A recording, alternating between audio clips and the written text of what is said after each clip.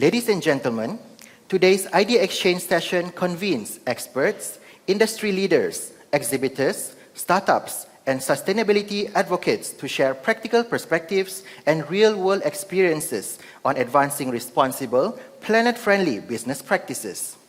Through this gathering, we aim to foster meaningful dialogue and generate actionable insights to help shape the role of businesses in building a more sustainable future. Please join me in welcoming Academician Emeritus Professor Tan Sri Dr. Zakri Abdul Hamid, Joint Chairman, Government of MITE, and Chairman of Friends of Sustainable Malaysia, to deliver the welcome remarks.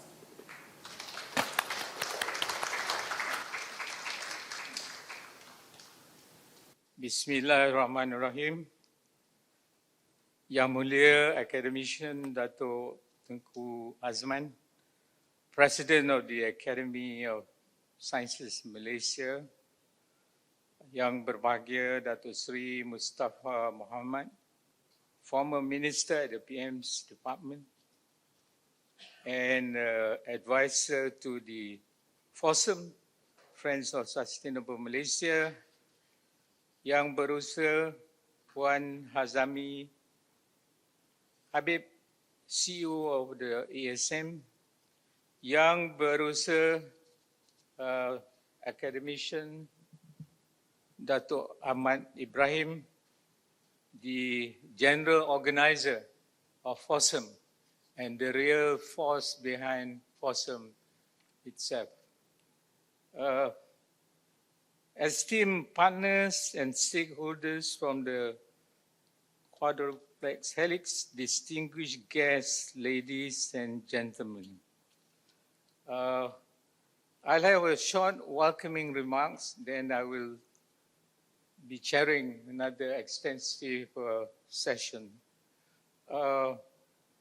Just to share with all of you this interest in a planet, in a healthy planet,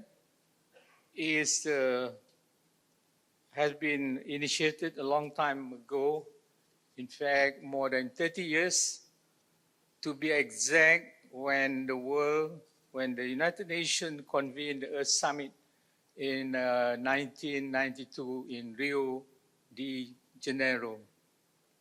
I was fortunately one of the delegation of Malaysia, a young man, and has to do lots of things during those days. I noticed quite a number of young people here too, who are like the eager beavers. But I also noticed during that time, the interest was mostly governmental.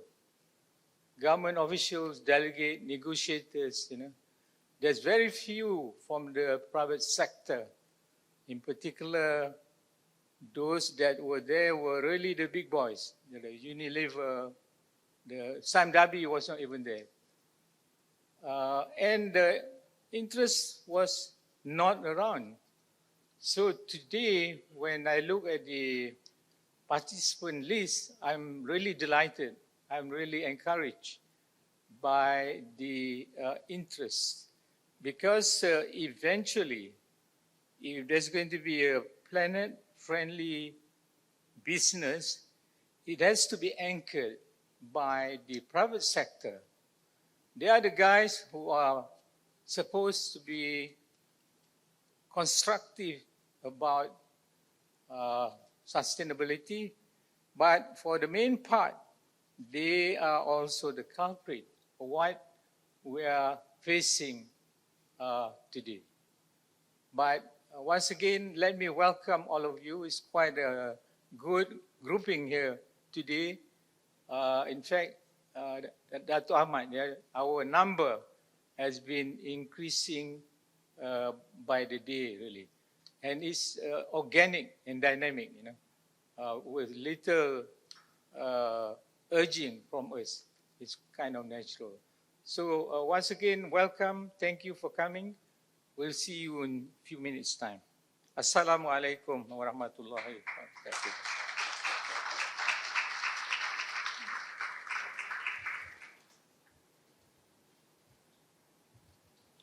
Thank you, Tan Sri, for those inspiring opening words. Next, we invite our esteemed academician, Dr. Tengku Muhammad Azman Sharifadin, ASM President and STI Advisor to the Prime Minister and the nation, to deliver the opening remarks. Please welcome.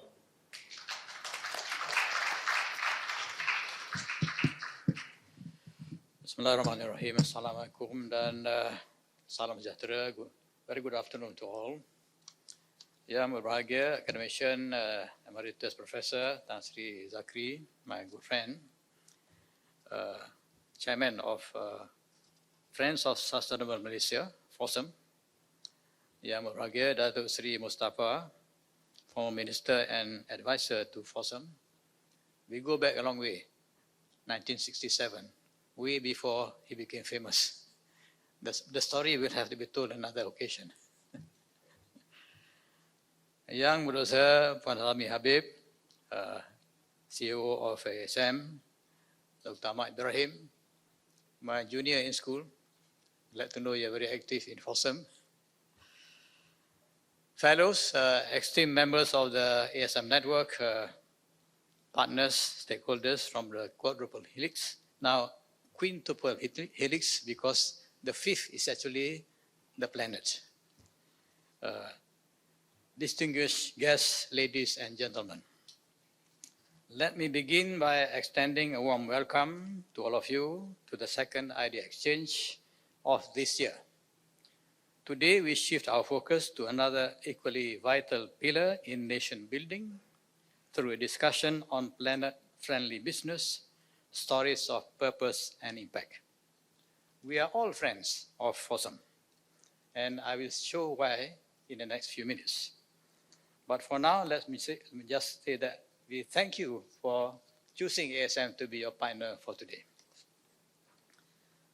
Globally, we are now facing climate change, biodiversity loss, public health crisis, and geopolitical tensions that are reshaping the way businesses operate. And businesses, of course, cannot simply rely on past economic, social, or political models. These global environmental challenges are more than just risks that are to be managed. They are real threats that impact communities, economies, and business operations. Planetary health issues must be addressed with the same urgency as any national security threat. This is because it poses challenges as serious as any other conflict. Malaysia now stands at a pivotal moment. As we pursue growth, our development approach must continue to evolve towards a more holistic model that balances economic progress, social inclusion, and environmental stewardship. Globally, we are already seeing major shifts taking place. Renewable energy, circular economic solutions, sustainable finance, and green technologies are becoming mainstream drivers of future growth. Malaysia has strong foundations, namely biodiversity, industrial capabilities, talent, and growing innovation capacity. However, stronger collaboration is needed to ensure that businesses, especially SMEs, are not left behind. ASM has completed the National Planetary Health Action Plan, or NPHAP, and it has already been introduced at the national level in November 2025. Today's discussion allows us to take a deeper dive into one important question: how can Malaysia drive economic growth while safeguarding the integrity of our environment? NPHAP recognizes that economic progress, societal well-being, and environmental resilience must move together. Today, however, is not about policy discussion alone. It is about practical realities and real experiences from businesses themselves, from those who are attending our event today. We want to understand the challenges companies are facing, how they are adapting to global uncertainties, and the opportunities that can emerge from sustainable transition. In today's session, we would like to reflect on how progress should be understood and measured. While return on investment, or ROI, remains important for business viability, it should be complemented by return on values, or ROV, which considers the broader value created for society, the environment, and future generations.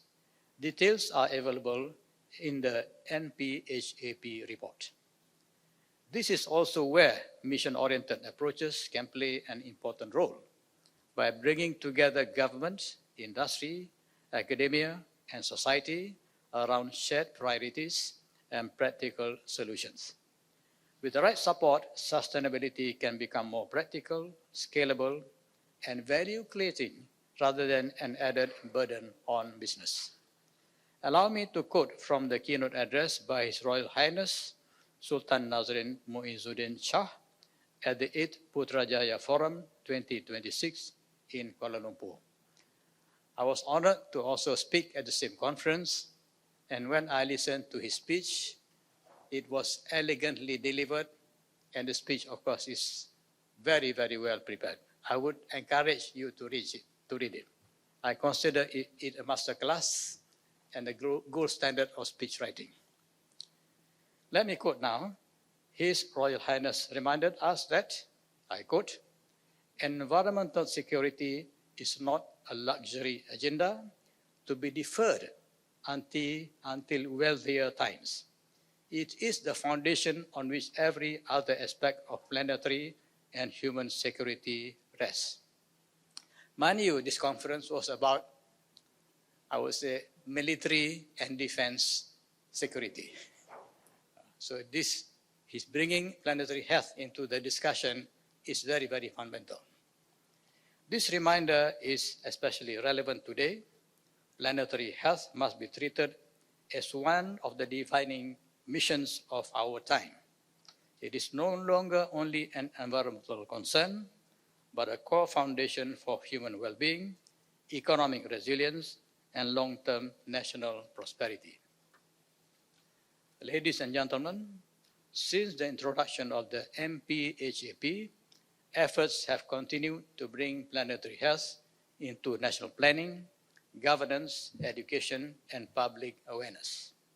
This is important because planetary health should not remain a policy document, but should guide decision-making across all sectors.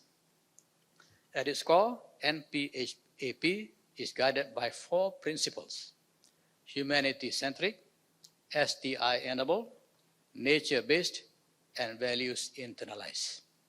This means placing people at the center, using science and technology wisely, working with nature rather than against it, and making decisions based on values that protect long-term well-being. For industry, this means recognizing that sustainability is no longer separate from business strategy. It is increasingly linked to competitiveness, resilience, reputation, market access, and long-term value creation. Together, we can advance economic growth while safeguarding the environment and nurturing a society that values long-term well-being. I would like to thank all speakers, partners, and participants for your contributions to the important session. I wish everyone a productive discussion and many opportunities to create meaningful collaborations as we continue this journey together. Thank you.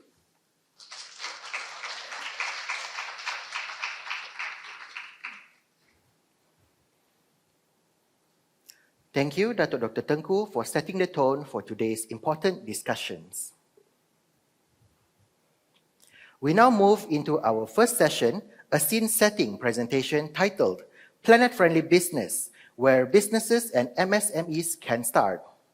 Delivering this session is Professor Dr. Santa Vaidilingam, member of the National Planetary Health Action Plan, Framework and Integration Committee, and Deputy Director of the Sunway Institute for Global Strategy and Competitiveness. Please welcome Professor Dr. Santa.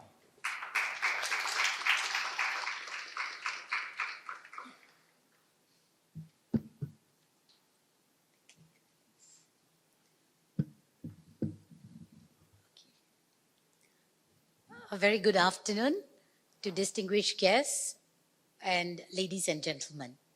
All right, I'd like to thank ASM for inviting me to do this scene setting as well. Now, this topic today is actually a very important topic and is very close to my heart as well. So if we look at the title, Planet Friendly Business, where businesses and MSMEs can start, how do we shift our mindset from a linear extractive approach to a regenerative and resilient one? All right. Now, whatever I'm going to say today is actually a presentation that is drawn from the framework that Tunku had mentioned earlier, the National Planetary Health Action Plan, and also a firm level study that was done in 2025. So moving on.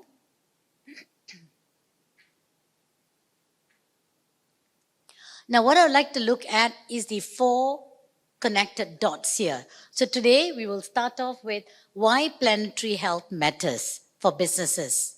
Why should leaders even consider this? All right, then we will move on to what are the gaps that businesses encounter? What are their strengths and gaps? And what is the framework that is required for us to transition, all right, to close that gap? And lastly, what businesses must do. What do we need to do today to actually move forward?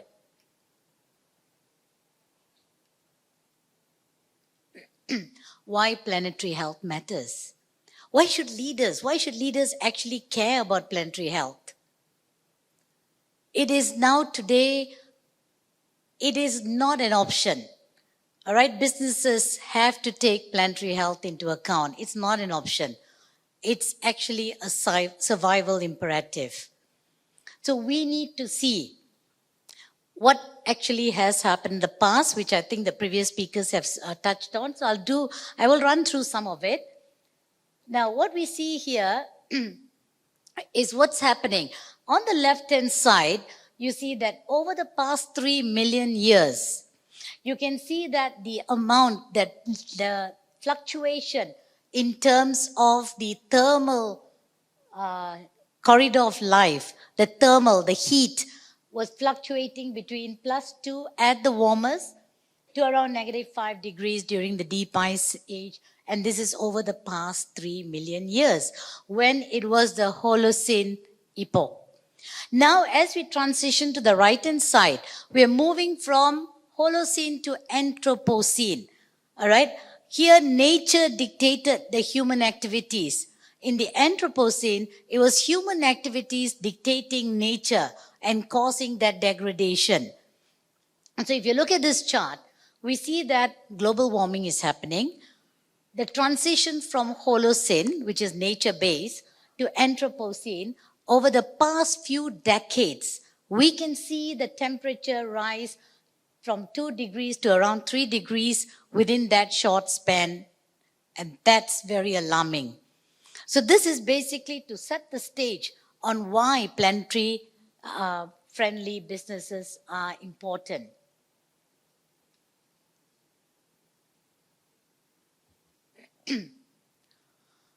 The world in crisis. Now we saw this, I think Tunku also mentioned about it. So what we are saying is, we are going through a crisis period, right? But what do we need to come out of this crisis? So we have to look into how this crisis can be converted through business-friendly operations.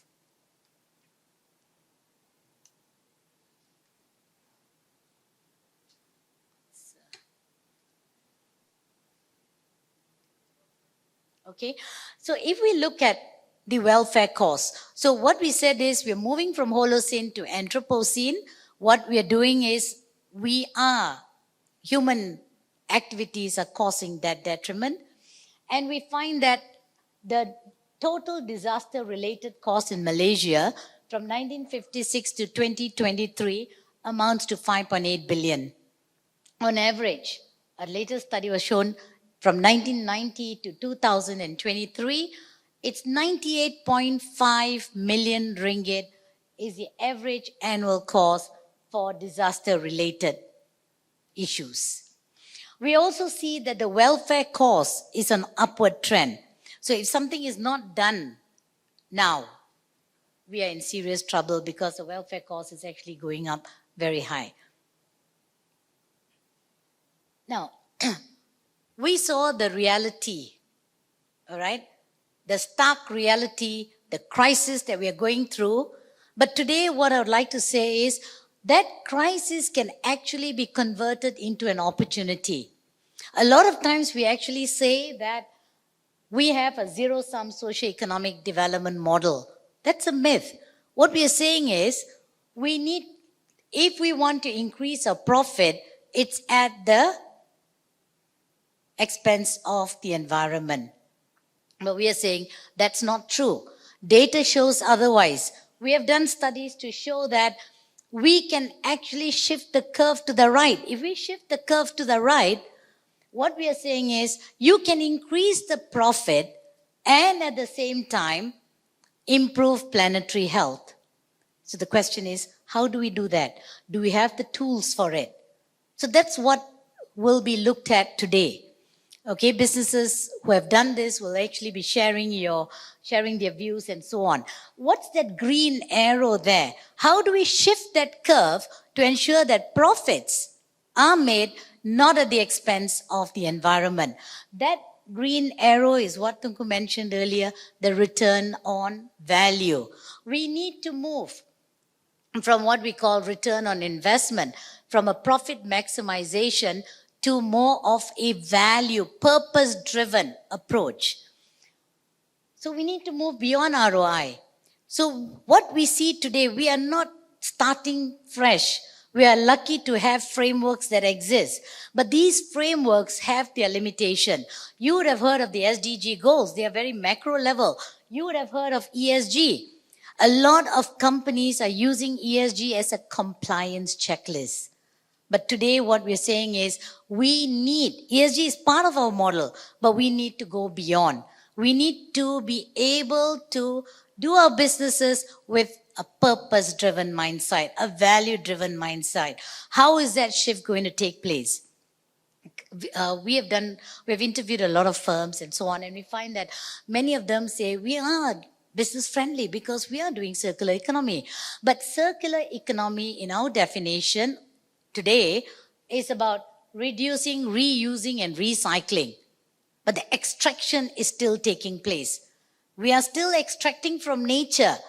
What we need to do is to regenerate nature. So what we are doing in circular economy is to minimize our waste. I mean, it's still good. I'm not saying it's bad, but it's still good.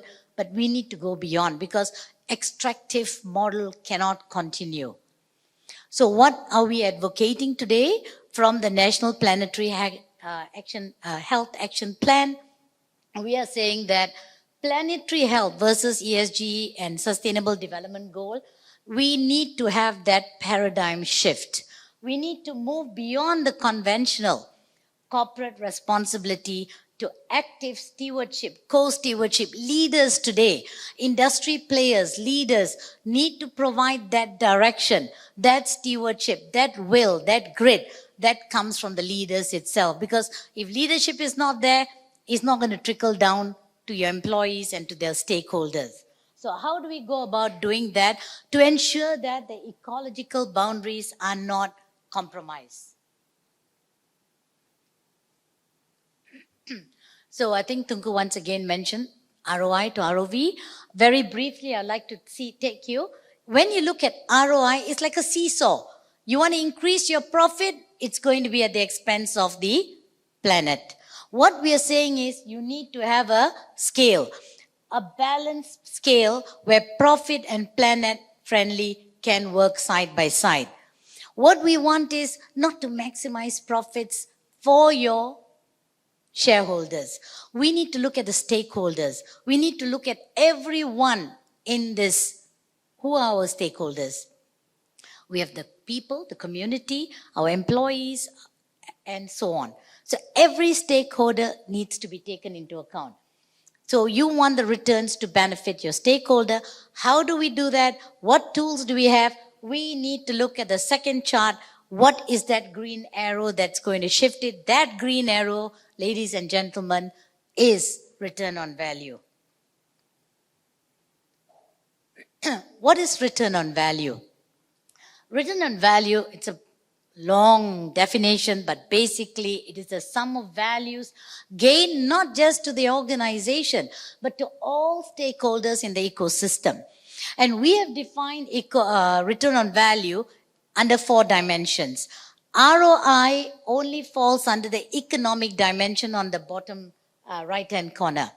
But now we're saying this economic dimension is more encompassing. It takes productivity, it takes jobs and GDP into account. We want a resilient financial return, not just economic profit, not just maximizing profit, because when you can maximize profit, ROI is a function of ROV, but it's only on that side.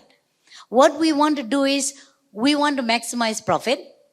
We want to be able to create jobs, right? We want to be productive. You want our GDP, the growth, to be high. But what we are saying is, it should not be at the expense of the other 3 dimensions. What are the other 3 dimensions? Social. A lot of times, social is taken as a sort of a responsibility which is not taken from the heart. When you say social here, you're talking about human rights, you're talking about well-being. Well-being of who? Our employees, our communities. If as firms, we discharge our waste, and if it gets into the stream, rivers, and so on, it's going to affect the community. We need to take that into account. How do you provide the social dimension? How do you protect the social part? Next, the environmental. So we are saying you can make profits, but it should not be at the expense of environment. And political stewardship here means the leadership providing the direction, the will, and the empowerment, not just to your employees, but to everyone within that organization and your stakeholders as well. So we can characterize a very simple characterization. We have actually got more details. Very briefly, how do you characterize your ROV? We have the tangibles and intangibles, but in the long run, we'd like to dollarize these intangibles as well. But what we are saying is, if you look at waste, if you look at environment, if I want to protect the environment, a lot of us have a lot of waste. What do we do with the waste? As Malaysians, I'm also responsible. I'm trying not to do that now, especially after getting involved in this project. What do we do with our waste? We try to recycle, right? But what we are trying to tell you today, which I think some of them will share with you, is this waste can become new revenue streams. We can convert waste into energy, waste into wealth. And when we do that, what we have is we are hitting the environmental pillar. We are also hitting the economic pillar by saying you have new business revenue streams. We have new revenue streams. That waste that's converted could be used within the firm, or you could have some other company that needs that waste. How do we build that supply chain? When you have new business revenue streams, and when you take environment into account, we actually access premium markets. We have access to premium markets because the markets out there, now ESG is mandatory for MNCs, right? So they need to ensure the supply chain also abides by that. Who are they? If you are in the supply chain supplying your products to MNCs, we need to comply. Although now MSMEs do not need to comply with ESG, but you will find that in time to come, we need to do that. All right, whether it's mandatory or not, that compliance need to come in if you want to be in the supply chain. All right, So I know my time is. So we have social and political empowerment. But what we're saying is this ROV is something that we need to measure. But to be able to measure, the first thing that firms need to do is to collect that raw data. We don't have data. All right, data is missing. So start that collection of data. Of course, big firms, some firms are collecting it, but when we did a survey, we found a lot of firms don't collect this kind of data. The starting point is to collect that raw data for us to convert into ROV.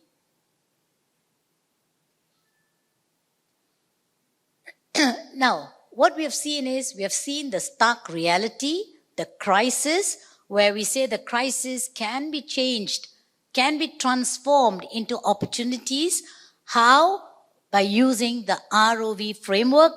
Now, before we can move on, we actually did a survey with businesses when this National Planetary Health Action Plan was going to be conducted. And I think some of you all are here, you were in our focus group.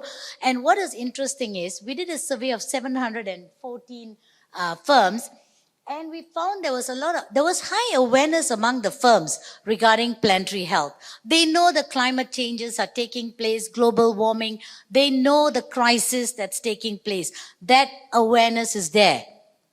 But surprisingly, awareness is there, but only 7% actually converted that awareness into actual action.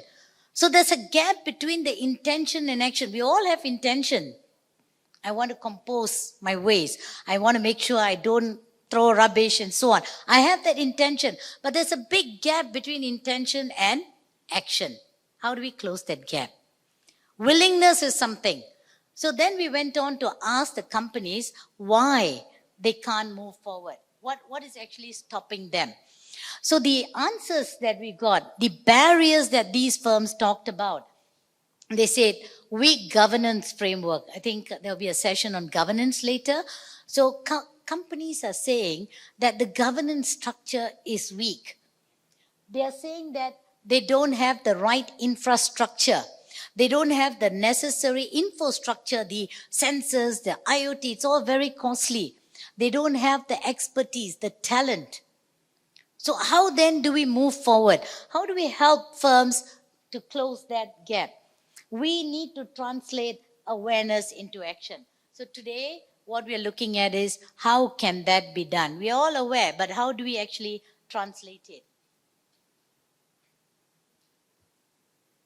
So the bridge, where businesses can start. So where do we start? I think Tunku had also talked about it. I'm just going to touch on the first aspect, the nature-centric philosophy. Okay? Now, what I'd like to touch on here is, if we look at this, if we want to move forward as individuals, as leaders, we need to change our mindset. We need a mindset which is nature-centric. We need to respect nature. We need to know, recognize, and acknowledge the nature's intrinsic value. What are we doing? We are extracting.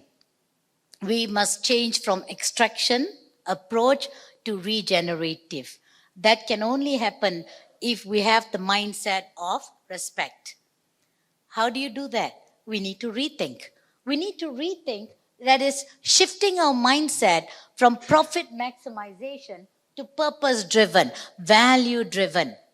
And this has to come from the firm's vision and mission, your purpose statement. All right?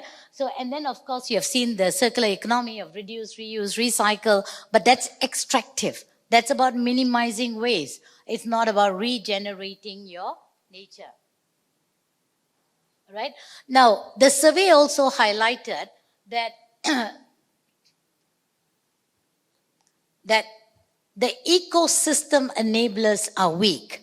So in this report, you will see that we have touched on what we call the 8I ecosystem enablers. We have 8 enablers here to say that for any firm to move forward, we need to ensure that these 8 I's are taken into account.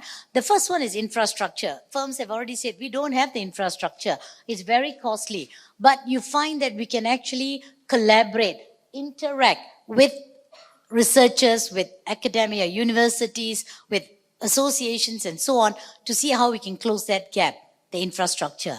The infrastructure is a smart digital system.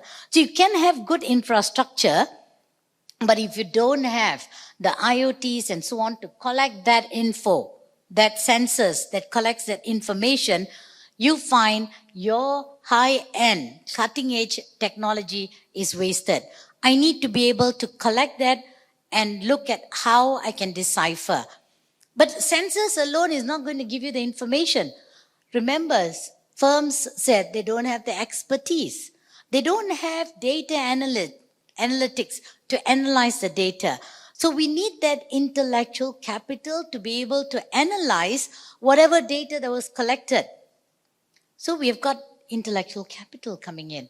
But ladies and gentlemen, all this without integrity, without the governance system, will be pushed under the carpet. There'll be greenwashing. We are only looking at a compliance checklist. So that integrity system has to be there. Firms need to look at the governance structure. We also need incentives. As leaders, we need to incentivize our employees on being planet friendly as well. There's also government incentives, non-fiscal and fiscal incentives that we need to take into account. The other institution is the leadership. What we're saying is we need leaders to have a mindset that can provide that transition, that direction, that passion that's value-driven within the company to ensure that we hit all 4 dimensions of the return on value and not the ROI. And of course, we need to look at interaction because we don't work alone, right? We are in a landscape that's continuously changing. Volatile, uncertain, complex, and ambiguous. VUCA world. So I'd like to ask firms, SMEs, are yesterday's strength still tomorrow's advantage?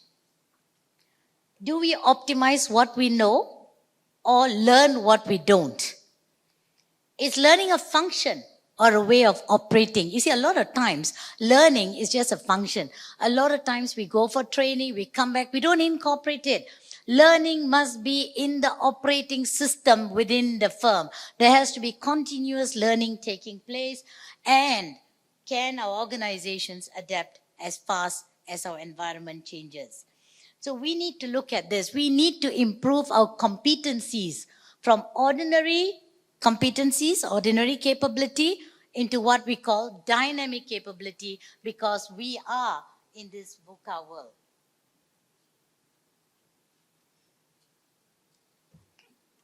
Ladies and gentlemen, a lot of times MSMEs are like a map. The map tells you where things were. It's just an atlas. We need to look at the GPS. We need to see where we are today, where is the traffic, and how do we reroute in real time. So what we want to do today is to build a company that is perpetually ready for whatever the world throws at it. And this is where the true definition of ROV lies. Now, I'm not going to go through the whole thing, but what I'd like to say is, this is important. Yes, you have your nature-centric philosophy. I have the enabling environment, but we are in a dynamic world. What do we need to do as firms? What do we need to do as leaders? We need dynamic competencies, all right? Constantly changing. We need to sense what's happening outside. The absorptive capability is actually about sensing what's outside. Listening to the whispers. A lot of times we wait until it becomes a scream. If there are whispers, there are regulatory changes, technology changes, consumers are demanding something else. Those whispers need to be heard. But what do we do as SMEs? We wait for the whispers to become screams. It's too late. We need to constantly absorb, see what's happening out there. Then the response, the time is up, another 2 minutes. Then we need to bring it back and adapt. That's basically what we are looking at, having capabilities which are dynamic. What I like to look at is the takeaway from here. The ordinary capabilities make you efficient. If you go back and look at the Nokia case study, they were very efficient. They kept on becoming efficient, but they did not see that the landscape was changing. They were changing to softwares. So you can do the things right, but are we doing the right things? Are we staying relevant? Being technically efficient is one, but we got to ensure that we are relevant as well. So this is a systems approach which I talked about. The framework is there in your report. You can actually have a look at it. So I'd just like to see what businesses need to do today. So for businesses to move, we need to change the VUCA, all right, which we said is volatile and so on, into the V to be vision, to go beyond short-term gains. Uncertainty to become understanding, to have deep understanding, interconnection between all stakeholders, clarity to translate awareness into action. Your vision, companies have vision. We need to translate the vision into actions, and we need to be agile. We need to be adaptive to be able to pivot in this world. So what are the key takeaways for the ROV leadership? There are 7 takeaways. First, you got to focus on ROV and not ROI. Remember, ROV encompasses 4 dimensions. ROI is a function of ROV. So if you do ROV, you have profit maximization. You need to invest in your facilitating environment, the enablers. We need to have continuous education and training. This is where the dynamic capability, the competencies that firms require has to be dynamic to take the changing landscape into account. We need to remember, listen to the whispers. Strategic collaboration and knowledge networks, foster partnerships. We do not work in isolation. There has to be interaction, collaboration, partnership. How firms can actually collaborate with research institutes, all right? Data and research management systems and regular foresighting. So ladies and gentlemen, today's session, let's define your legacy. Protect planetary health is the most powerful way to generate corporate longevity. Let's move from awareness to impact, all right? So let the dialogue begin from here. And I would just like to say thank you and leave you with this quote that we do not inherit earth from our ancestors. We actually borrow it from our children. Thank you, ladies and gentlemen.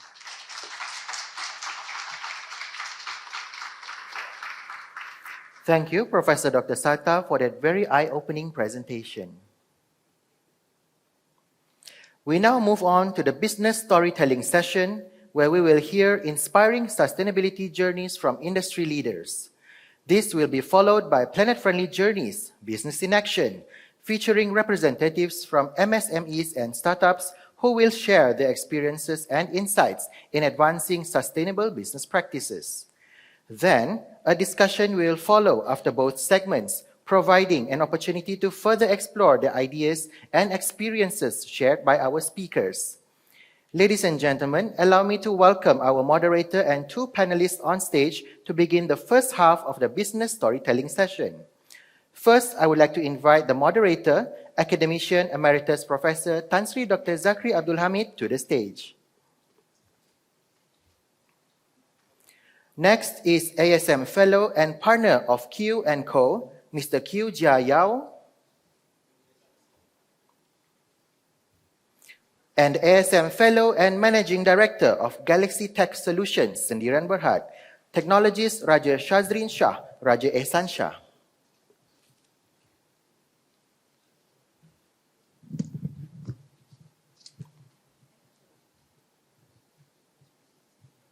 Welcome to the 2 panelists. We have just heard a very inspiring keynote, which set the stage for the discussion here. In fact, this is one of the interesting component of the forum.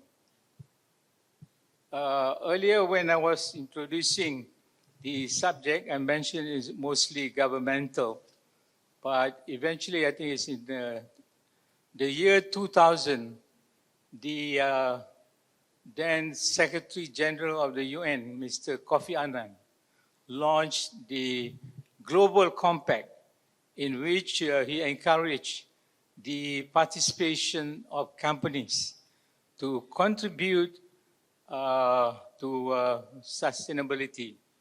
So we have many examples of that, but today we have two speakers who would share with us what their organization have been doing to contribute to this planet-friendly business. Yeah, I'm aware we are running short of time. We need to end by 3:40. That means be as brief as possible, but be as informative as possible. So let me start by inviting Mr. Q here to give your remarks. Go ahead. Thank you, Tan Sri. It's an honor to be invited. And again, I'm feeling the familiar pangs of imposter syndrome when I was nominated as a fellow of the Academy of Science Malaysia as a practicing lawyer.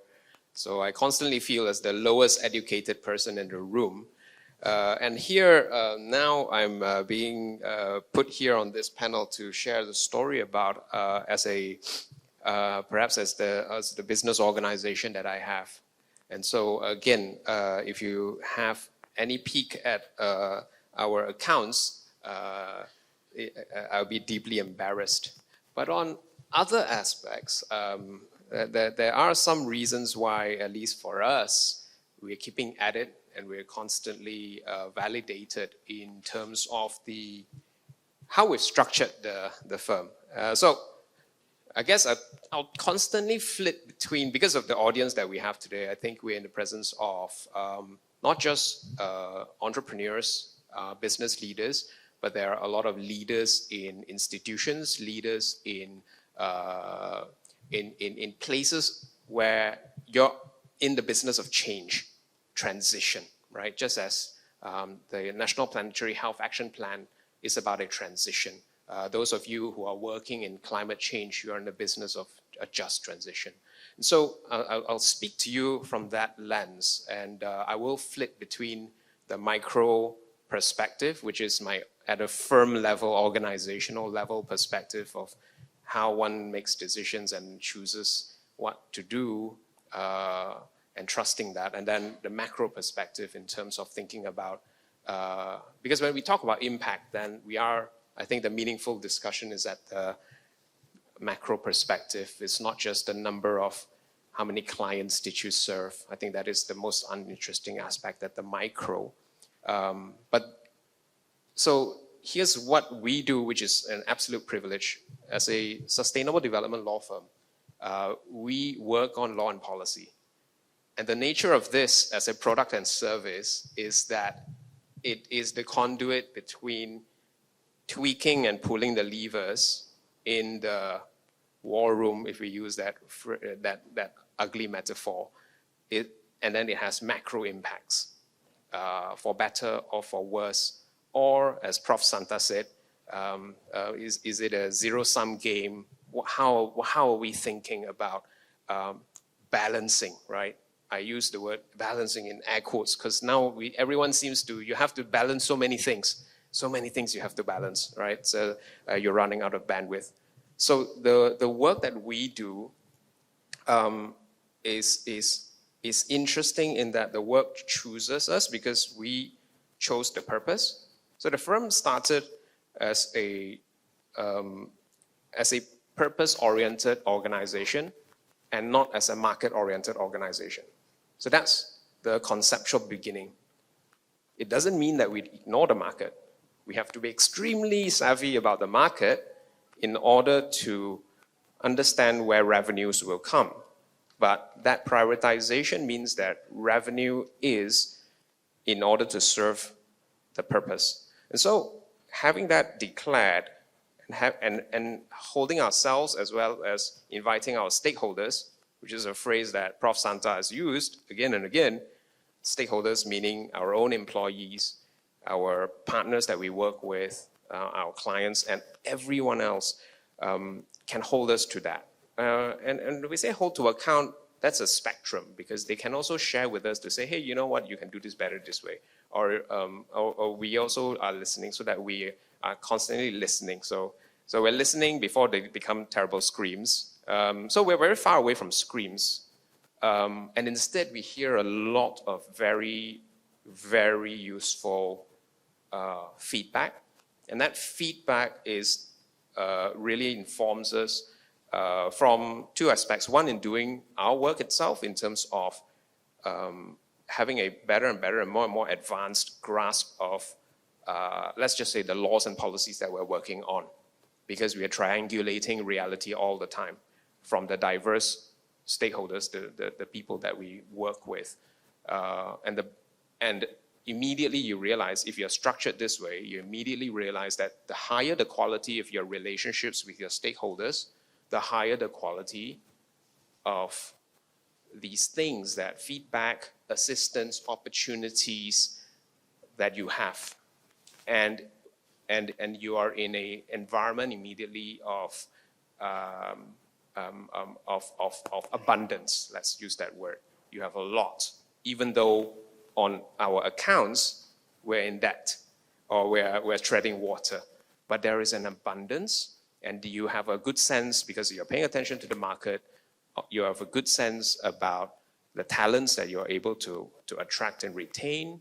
You have a good sense about the people who are keen to work together with you, the people who want to see you succeed, because it's not you. So you have to get out of the way and allow the mission to really rise. So I think people are turning up not because of you, not because you have this gravitas, because you're this charismatic person, but because of the veracity of the purpose that your organization purports to serve.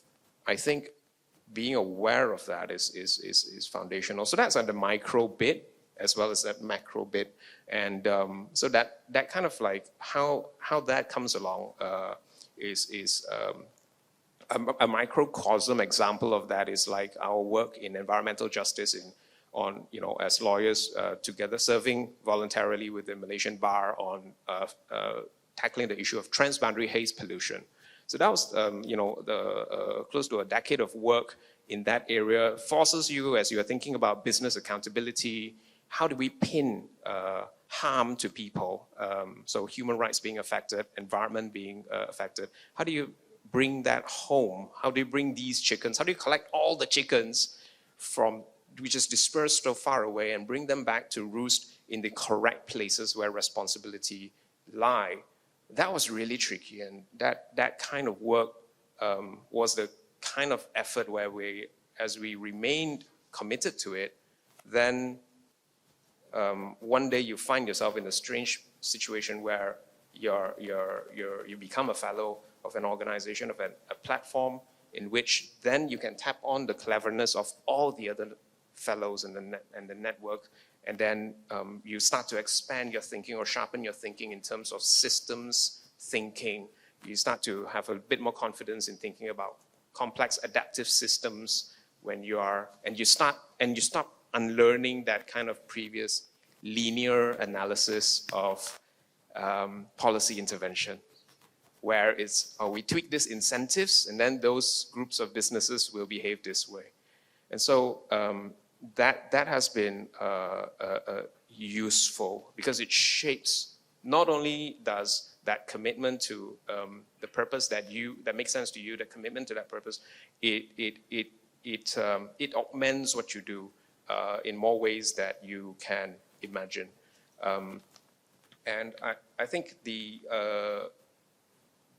problems that we are, Prof. Sata talked about VUCA, and a lot of the problems also present the opportunities, and they simultaneously shape what being competitive means, because it's redefining.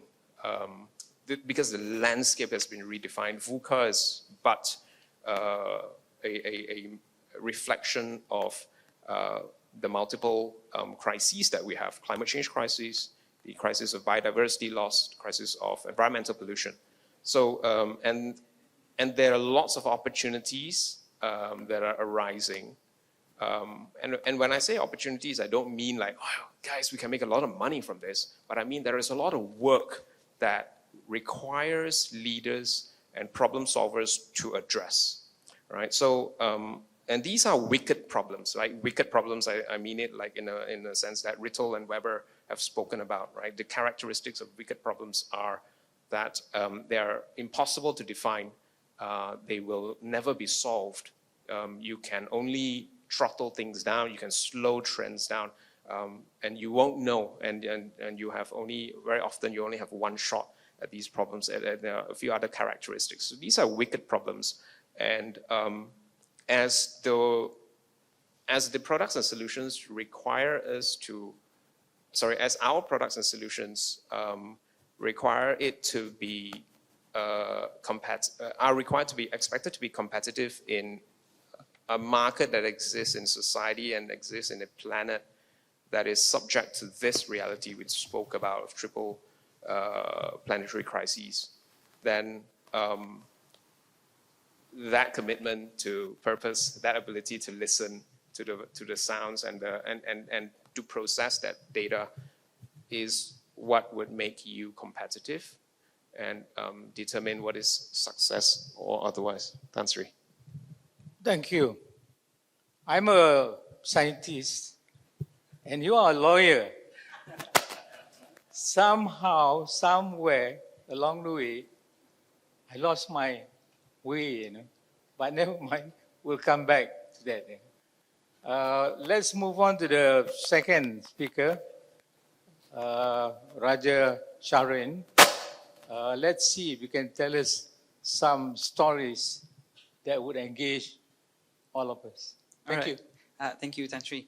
I'm again very happy, always honored when I'm invited by ASM to talk to the learned people of Malaysia. My journey in sustainability started in 2009, I would say, working with the University of Malaya, in collaboration with the Department of Environment at that time. And we were trying to help the SMEs, PKS we call it, perusahaan kecil dan sederhana, into adopting a framework that was developed by the United Nations. It's called Cleaner Production. So we went, and I think I've gone and audited more than 300 companies with the Department of Environment. I'm still doing it every year.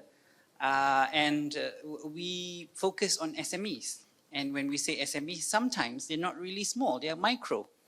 And the challenge is always, and I think this is where people like to hear me tell stories, simplifying the concept.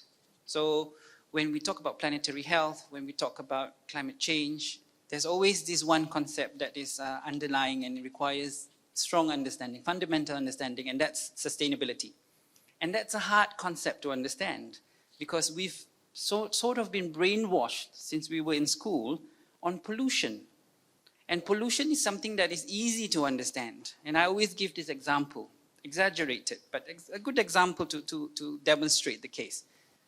You take a chemical, you pour it in the river, fish starts floating, that's pollution.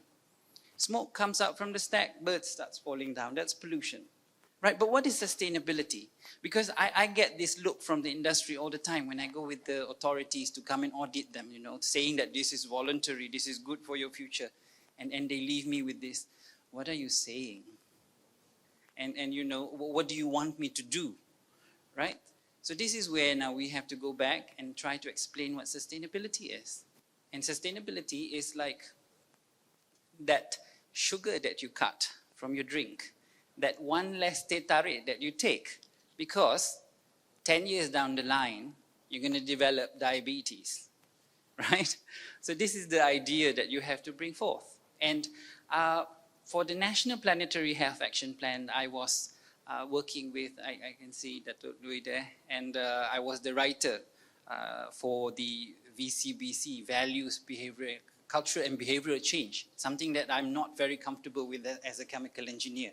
Perhaps you'd be more comfortable as a lawyer. So I was thinking and thinking, and we were talking and talking, and I came up with this, and this is storytelling, Tan Sri. I'm just going to use simple words. I said, and that particular group was led by Tan Sri Jamila, very vocal lady, right?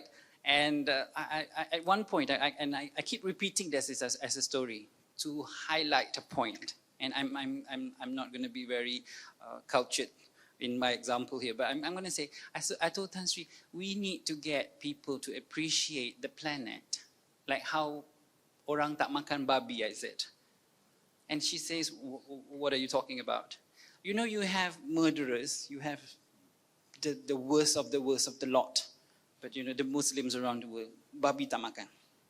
Right? So we need to have sustainability and its practices and all of what we need to achieve to be a value at that level, where nobody questions you anymore.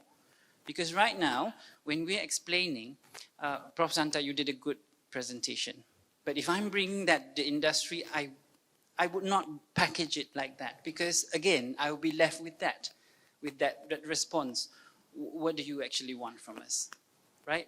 This is where now ESG comes into play, and ESG is my cari makan.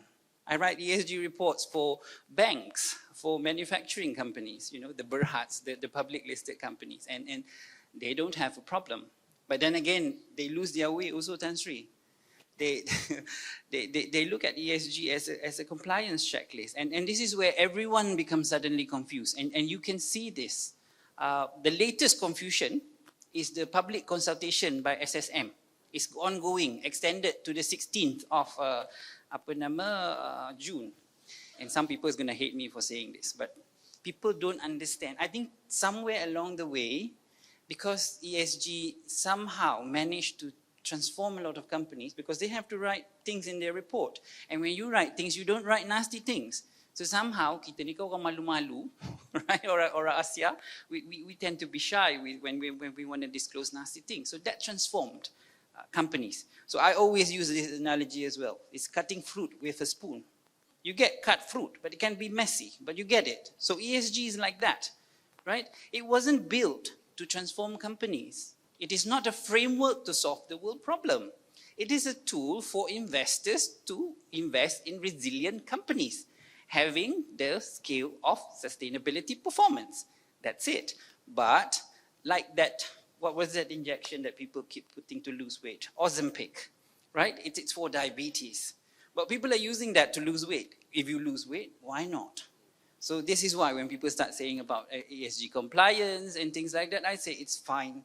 And I even though there's no compliance when you talk about ESG, it's about public listed companies having to write ESG reports. That's it.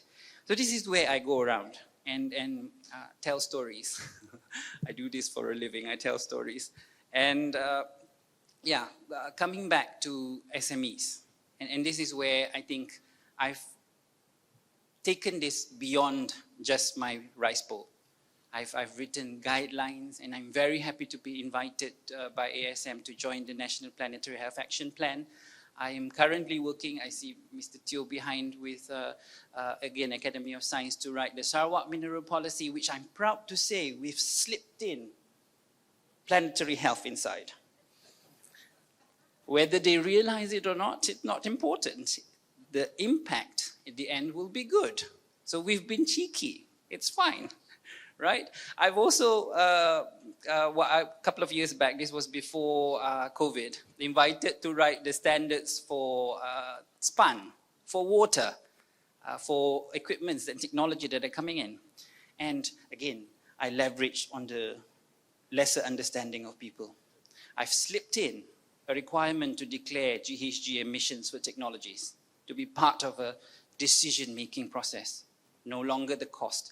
Maybe I cannot add everything like Prof. Santa says to go all the way to value, but my naughty ways, you know, get things done, right? So Yeah, I've also lately, on Monday, we'll be presenting with the Malaysia Rubber Council a guideline to get companies going into ESG. And I'm just, there's a public consultation, everyone is welcome. But I'm using this as an example because rubber is a romantic, also a romantic sector. And also because I've seen Dr. Hafsah there, right? It's complex, just like mining, because you can't just say rubber as rubber. Upstream, you have plantations. Midstream and downstream, you can have high-tech, medical, pharmaceutical factories. These are a big spectrum, and you can't just blanket things. And some are micro, and not even businesses, while others are large. So how can you write one single document for everyone to understand? So the National Planetary Health Action Plan is a good document, but I feel that we need more of people who are willing to go down, like me, to tell the story in a more simple way so that this can be actionable. So I'm going to leave some extra time there, Tan Sri. Thank you. Thank you very much. Dr. Ahmad, I see there's some additional players here. I was informed the MC will invite 4 more panelists for the sharing session. I wanted to drill the lawyer, but I have no chance now.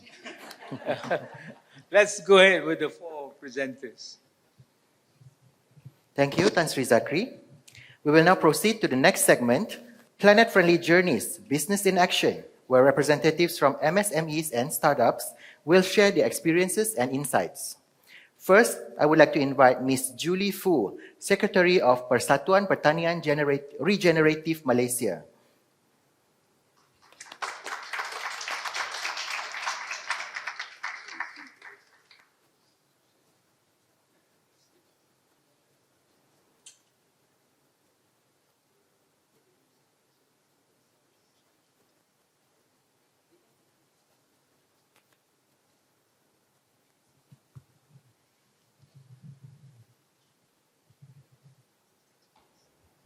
They should start, right? Yeah. Go ahead, Madam.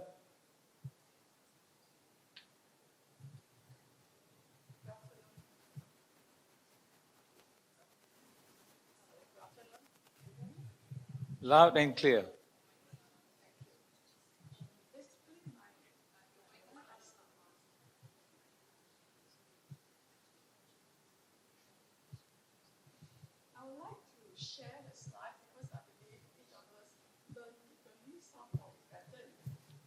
Some probably better in visual. Okay. I'm the secretary of the Persatuan Pertanian Regeneratif Malaysia, also known as Malaysia Regenerative Agriculture Association.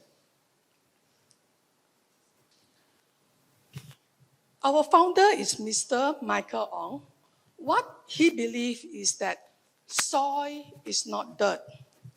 It is a living, breathing, and full of life. And what he believes is that agriculture is a place that we can regenerate the soil, not deplete the soil.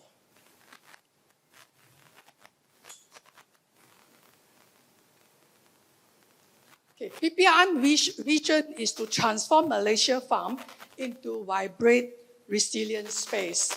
With a 4 pillar of mission that we have: restore, producing, empowering, and create a regenerative agriculture that is accessible to everyone. May I see a show of hands? How many of you actually hear about regenerative agriculture?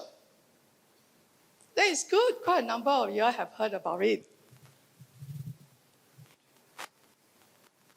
Okay, our movement is not just about agriculture. Our movement is with purpose. Our president has managed to gather all the like-minded people, farmers, academicians, researchers, and medical doctors to come together to bring agriculture not just for food, but for the purpose of a better living. Why? Because agriculture at the end of the day produces food.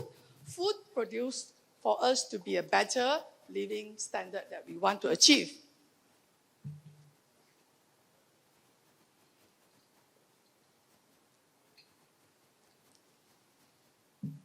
Okay, let me just, because I don't know the slide. Wait, let me see. Yeah. Okay, as far as the regenerative agriculture is concerned, there are 5 principles to achieve regenerative agriculture. If you are new to regenerative agriculture, it is a practice on how we handle farming, how we handle agriculture, in the sense that we need to minimize the disturbance of the soil. Because when we disturb the soil, we have actually disturbed the microbe that living underneath. Because the soil underneath full of ecosystem, full of life that we do not want to disturb them, because that is where they able to build the healthy soil for us. And keep the soil covered as well, because by exposing the soil to the sun, it will kill the microbe underneath. And then plant a diversity of species that are able to heal the soil as well. The most important is the integrate with the livestock, because livestock will help to regenerate the soil.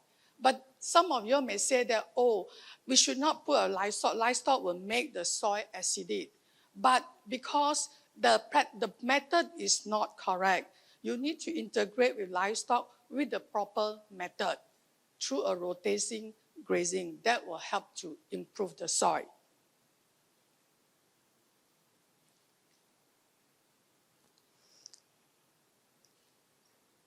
Okay, as you have seen here, we have member story. These are the members who have joined PPRM, and they have successfully and proven that through regenerative farming, their crops, their things are able to produce much better in terms of nutrient density as well.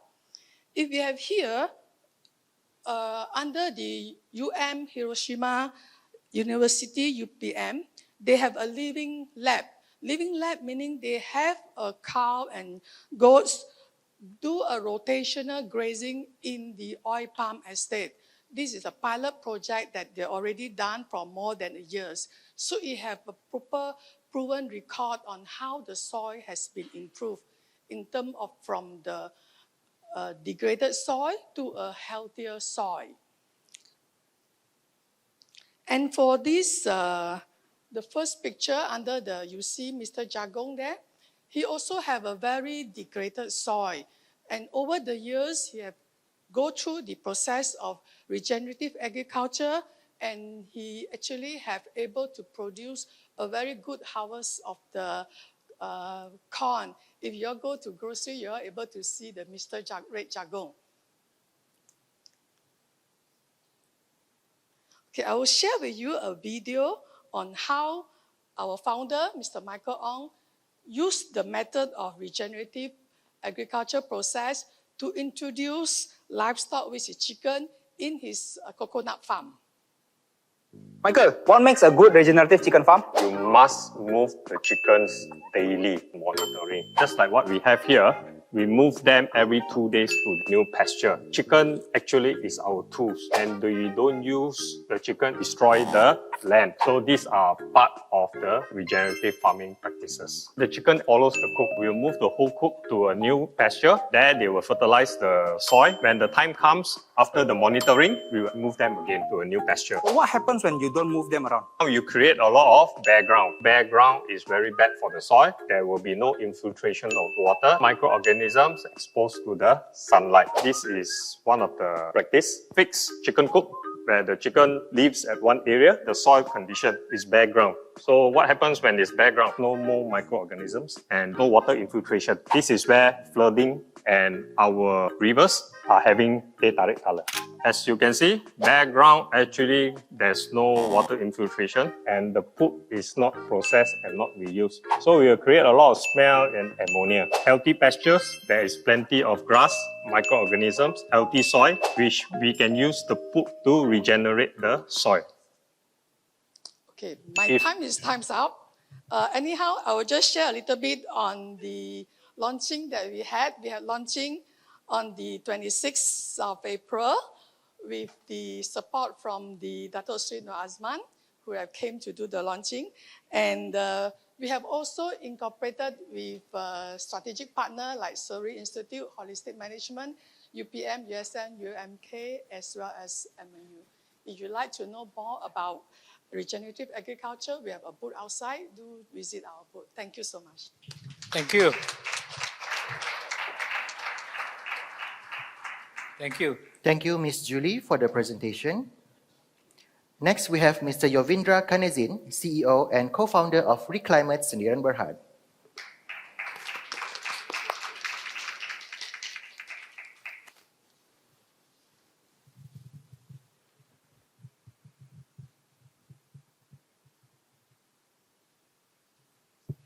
Hello. Yeah, I hope you guys don't mind if I sit. Okay, so I'm the co-founder of Reclimate. Reclimate is basically a climate tech / fintech company. We are proudly Malaysian, but we have done some interesting things around the region. So what you're seeing here is a very common picture that you can see around many farms around the world, especially at the end of post-harvest seasons, right? In fact, I have a fun fact for you. In Malaysia, smallholder farmers are actually given provision to legally burn their waste. And I don't blame any parties here simply because there's no viable solution to manage waste sustainably. So when we were starting our company, right, we were wondering, how big can the scale of this problem be? And Southeast Asia collectively generates about 500 million tons of agricultural waste every year. And then if you go a little bit to the other side, India is producing another 500 million tons of waste every year. So that's our market size, basically, 1 billion tons of waste every year generated. And most of it goes to either landfill or being openly burnt, right? Being sent to the atmosphere. So when we dug a little deeper, what we realized is that this open burning practices or landfill or whatever you may call it has got more systemic issues in it. When you open burn, it results in farm soil degradation because all microbes tend to die, all the microorganisms tend to die, and then the farmers end up going through low crop productivity, which results in low income, poor food security, then it becomes a vicious cycle. And then on the other hand, you also have farmers who are over-relying on synthetic fertilizer. Like in Malaysia, we are giving out synthetic fertilizer for free, right? And then what happens when you have this Iran war and all that? The whole supply chain gets issued, and then you have problems with food security again. So while we were digging deeper into all these problems, none of us came from agriculture background. There's this huge boom that came up, right? People were calling this as the black gold, so-called. Big tech companies were supporting carbon projects with regards to biochar. And, everybody in the West was really doubling down their investments into biochar. So we really thought, since we are already producing so much of waste, how can we bring it down to Southeast Asia? So what is biochar? Right? Now, let's just dial back a little bit. Biochar is nothing new. It's very old. Precisely, it's about 3,000 years old. It was invented by the Amazonian tribes in Amazon forest when we were trying to grow food using rainforest soil. Right? So what it does is when you use it back in soil, it increases water capacity. On average, with our biochar, it's able to increase water holding capacity by 300%. Right? It allows farmers to cut fertilizer costs because you now have to use only half of it. It increases crop yields, in some cases as high as 60%. And lastly, it improves soil microbial activity. So it does all these wonders, right? Then we asked ourselves, if biochar is so good, why it isn't being, thank you, why it, hello, yeah, why it isn't used widely in this part of the world? The answer is simple, because there's no financial incentives to it. So imagine going to a farmer and telling them, don't burn your waste, can you start producing biochar? They'll ask, who's going to pay for it? So that's where we came. So before I go there, I just want to give you a little bit more details on biochar. So you can see over here, when we started in 2022, the whole carbon markets crashed. The prices of carbon credits came falling from, carbon credits was basically costing only $1 or $2, some cases $5 to $10. But biochar credits cost us at $100 just the starting price. Some of them were selling at $250. So you can see the huge gap, right? And then if you look at the global carbon dioxide removal supply, Southeast Asia is at the bottom. We only have less than 1% market share. So my question was, how can we spur this whole new economic activity in Southeast Asia as a small startup? So that's what we did. So we combined,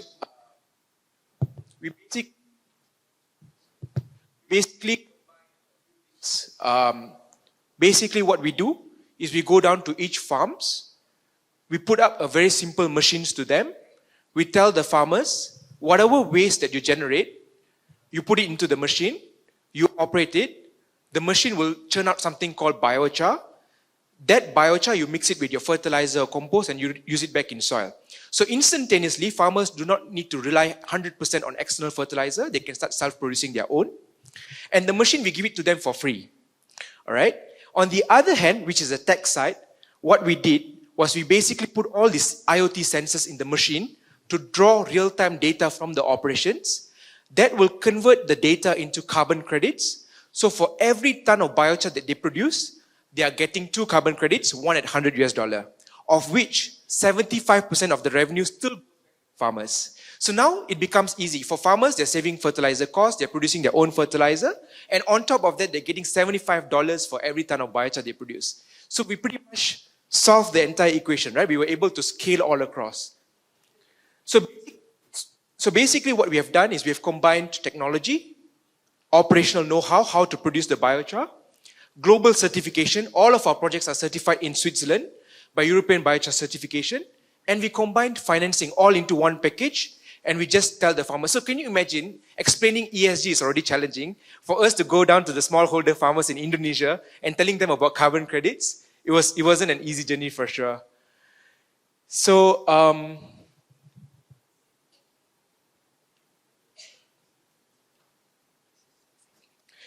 so what basically did, we combined the entire ecosystem from farmers, millers, plantations, to our MRV solution, to carbon registries and auditors, and corporate buyers.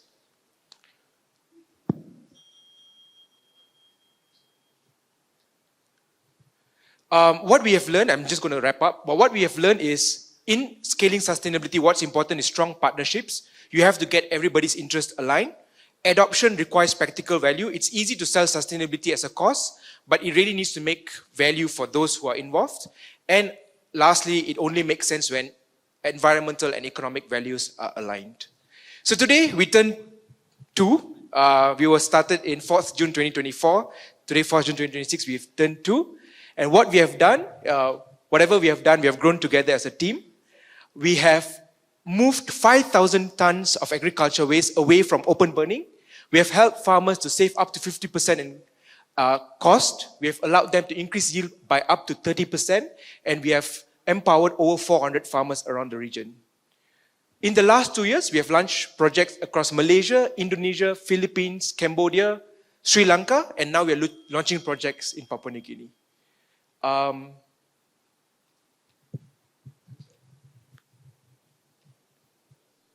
So that's all. I mean, we've been invited to share about our success story all around the region. Thank you very much. Please visit our booth outside if you want to see what biochar looks like. Thank you.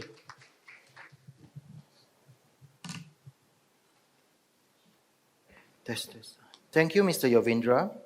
Now please welcome Ms. Sandhya Mohan, the CEO and co-founder of Natural Glass Solutions.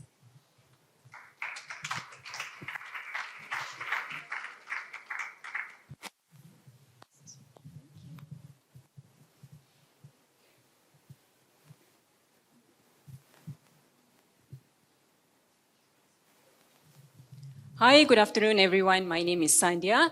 I'm from a company called Natural Glass. So as the name suggests, we work a lot with glass. One thing that we do is we turn glass waste into other products, specifically for construction. So that basin you see over there, that's actually 70% waste glass, which was diverted on its way to the landfill, recovered, and turned into high-performance building materials at our site in Bukit Raja, Klang. So we are a company that's been around since 2017, and the journey to R&D from waste to complete building material has been a really long one. Now, people always ask us, why glass? Why, when the whole world is looking for solutions for plastic, why did we choose to work with glass? So people might argue that, plastic waste is kind of like a design failure. It wasn't designed to be recovered or with an end of life in mind. But glass is different because glass is actually infinitely circular. You can recycle glass over and over and over again without any loss in quality. But unfortunately, we don't have the infrastructure to recover the glass. And so each day in Malaysia, almost 1,000 tons of glass goes to landfill just like that. And we felt, coming from a place, myself and my co-founder, we are environmentalists at heart. So we started this without a big sustainability roadmap or looking at it as an agenda, but rather from a place that we knew it was a problem and we wanted to do something about it. So on one hand, you have massive amount of glass waste going into landfill. On the other hand, the construction industry relies heavily on natural resources. Almost all of our materials is mined, quarried, causing irreversible damage, and we are taking at a rate faster than the earth can even produce or regenerate. So we thought, why not use glass to substitute some of that raw materials that we're taking from the earth? How can this happen? Glass is actually made from sand. So when we crush glass, it turns back into sand. So if we are taking sand from the earth, why not just use some of crushed glass sand to substitute for this natural sand that we're taking? And this was the underlying principle behind the 9 years of R&D that got us to this point. So if I ask you a question, ladies and gentlemen, can sustainability, performance, aesthetics, and made in Malaysia exist in one material? This is proof that it can. This is GoCrete surfaces. Almost 7% of it is recycled glass waste. 30% is a low carbon binder. And we are patent pending for GoCrete. It can be used in 2 applications. The one we saw previously, this one is an engineered stone alternative. So engineered stone, it can fit into wherever marble or quartz goes without taking from the earth. And these are vent blocks and interlocking pavers that go where regular concrete pre-classed non-structural products go. And these are the 2 items that we have been R&Ding. 45% carbon reduction. This is according to our initial preliminary studies. And as a startup, we are always raising funds and we're always looking for the next support that we can get. So one of the main things that we want to work on is getting this 45% carbon reduction actually verified according to third-party EPD and LCAs. This is a pilot project that we installed just this year. This is in a house in PJ. So what we did for this house, and we believe this is an interesting story, that maybe not many circular players have adopted this method, but this is an old house, like maybe 40 or 50 years old. And they were going to break down the house and rebuild it. So what we did is we actually recovered the glass. All those old narco windows, window panes, panels, sliding doors, we recovered all of that from this house. We crushed it down, and those vent blocks that you see there are made from that old glass from that house itself. So for this project, we actually used 748 kilos of glass to make 220 vent blocks for this house.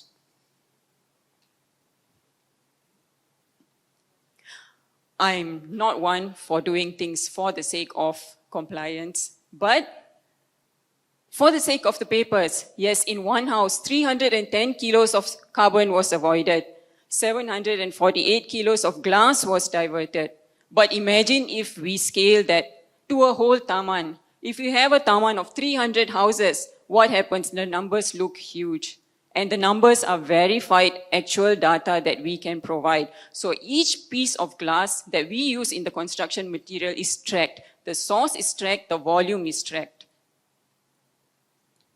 Right, so with this I end my presentation, ladies and gentlemen. Thank you so much. And for those who are on social media, please do scan and follow us. Thank you. Thank you, Ms. Sandhya.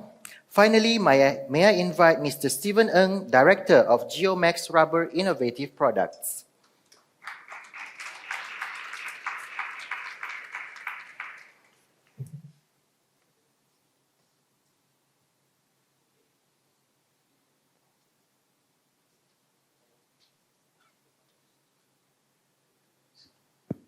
All right. Thank you so much for inviting. I think they saved the best for the last. So how many of you believe that we can generate wealth from waste? So I'll be sharing my story, my journey of innovation.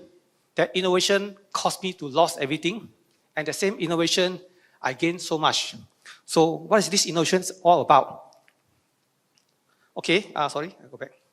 So I was in the rubber industry for past 20 years.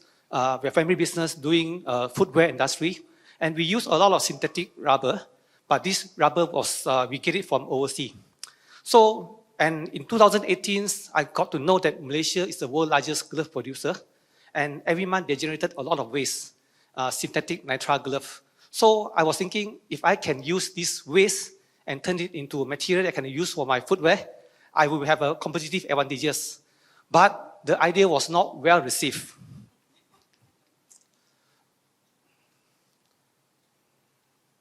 Okay, I participated in Innovathon this last year and it was shown this year.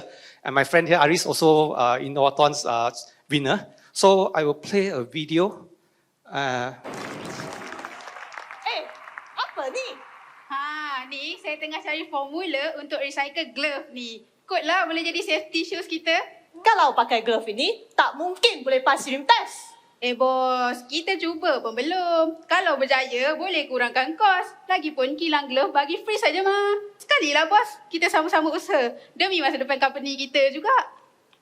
Stop this, get out. Aduh, apa aku nak buat lepas ni? What would you do if you don't have the resources, you don't have the money, you don't have the machinery, and you just have ideas? And, the family members is against you. All right, I was almost giving up because it was really challenging.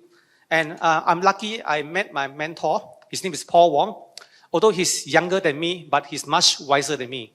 And he shared me with a quote that changed my life. He said, Stephen, start at where you are. Do what you can with what you have. So I started my innovation journey. But I wasn't alone. My wife is the one taking the pictures. In fact, at one time, my wife called me up and she sounds very worried. She told me that my relative asked her to advise me to stop doing these crazy or stupid ideas. So I just want to tell her, too late. No, stupid or crazy, you already married me. So let's go on with the journey. And so eventually, even in 2022, I lost everything. I exited my family business. So even without factories, I still go out and promote my products. Okay, and the handsome guy was the vice president of Ansell. And the time he wanted to place order for the sandal, and I cannot tell him that I don't have factories. I just say, yeah, let's come do it. But eventually, 2024, they placed a big order from us. Okay, so why our innovation matters is because we can create a secure economy. For instance, recently the geopolitics war between Iran has caused a lot of material price shoot up, shortages, but we have minimum impact because we are using waste where nobody wants and waste away our resources.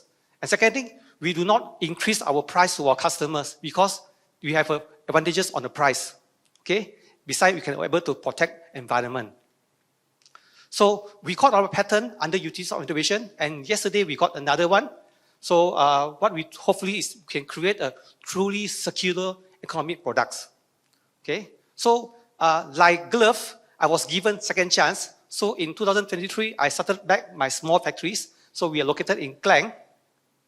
So this is one of our products. We got support from WWF Malaysia. So they give us a small grants to start the sandals, and we were thinking of why don't we give back? So for every sandal sold out, 2 ringgits is given to WWF Tiger Funds. Okay? And second thing, the Fossil Eco Safety Shoes. We are the first in Malaysia that able to use glove and make it into safety shoe standard. So we are the first CIRIM certified eco-label safety shoes with my hijau mark and also my STI. Okay, and moving forwards, we also create out leather shoes. Okay, so for anyone who want to look good, you can come to us. Okay, and also the latest one is I want to thank Yayasan Inovasi Malaysia for giving us the opportunity to work together, and we created this eco school shoes. So we want to create, because Malaysia, there are no more school shoes factories, all are imported. So we told them, why don't we start some project which is much more meaningful. So, and through this project, I show you a video. Hai semua, bersama saya Nurin. Hari ini saya nak bookingkan kepada anda semua kasut formula anti-slip. Saya akan berjalan di atas minyak dengan menggunakan kasut formula. Okey. Tunggu minyak rata.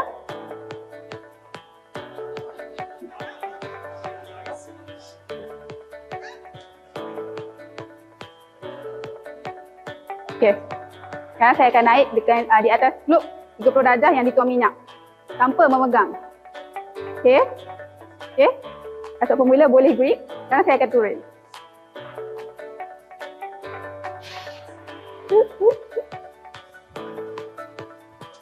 Sekali lagi.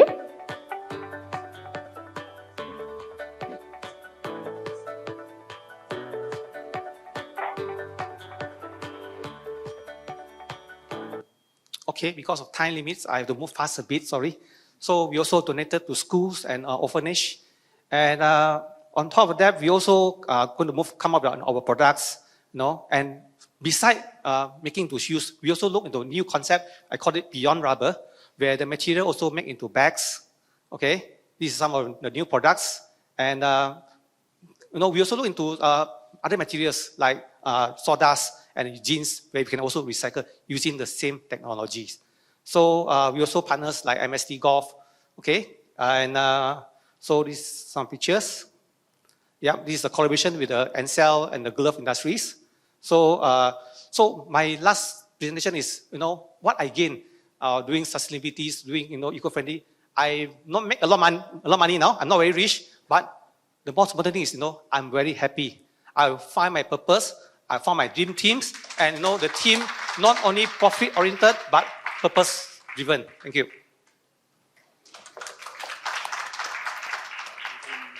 Thank you, Stephen. With that, our representatives have now shared their experiences and insights. I now hand the floor back to you, Tan Sri Zakri. Thank you very much. I think the storytelling here were really inspiring. It augurs well for Malaysia. In particular, these are all very young people. All the best and congratulations. Thank you. I think we have come to the end of our session. Many thanks to Tan Sri Zakri and all our presenters for those inspiring and thought-provoking insights, and you may now return to your seats for the next session.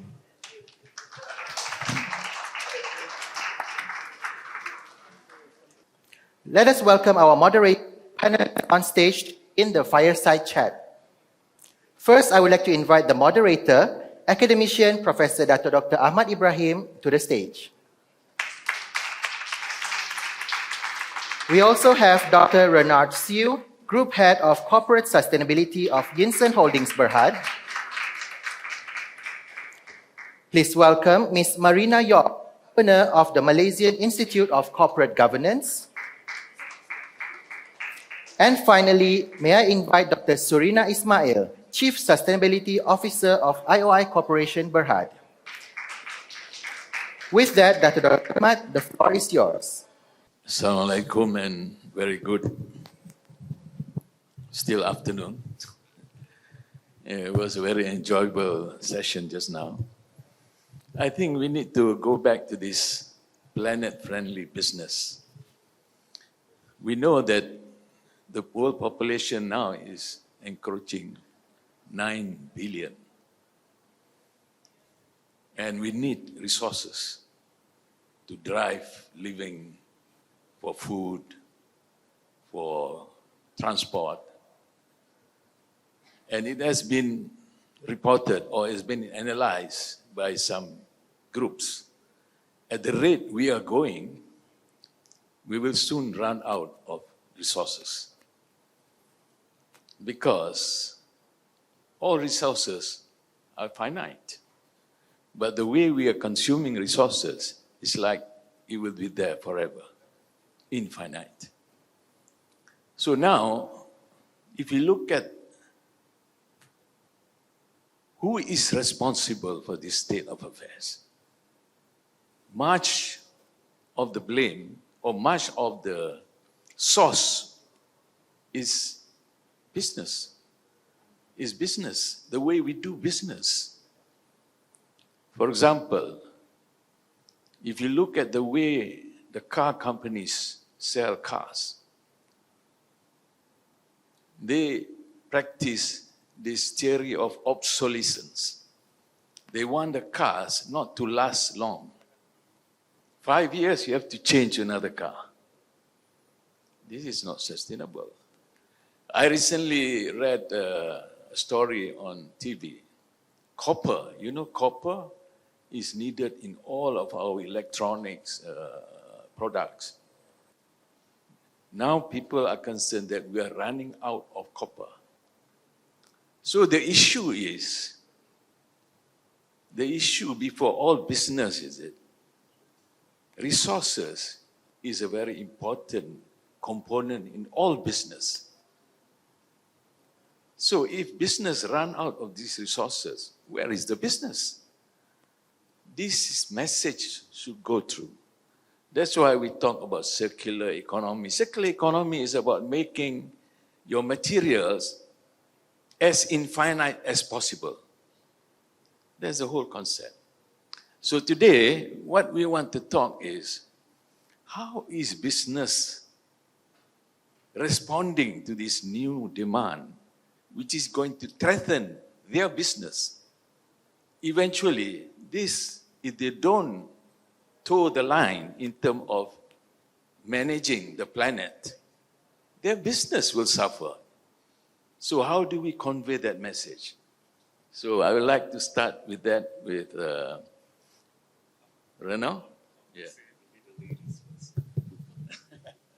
Yeah, so I think it's a very big question, right? How do businesses actually toe the line? And what should we be seen as doing in a climate-constrained world?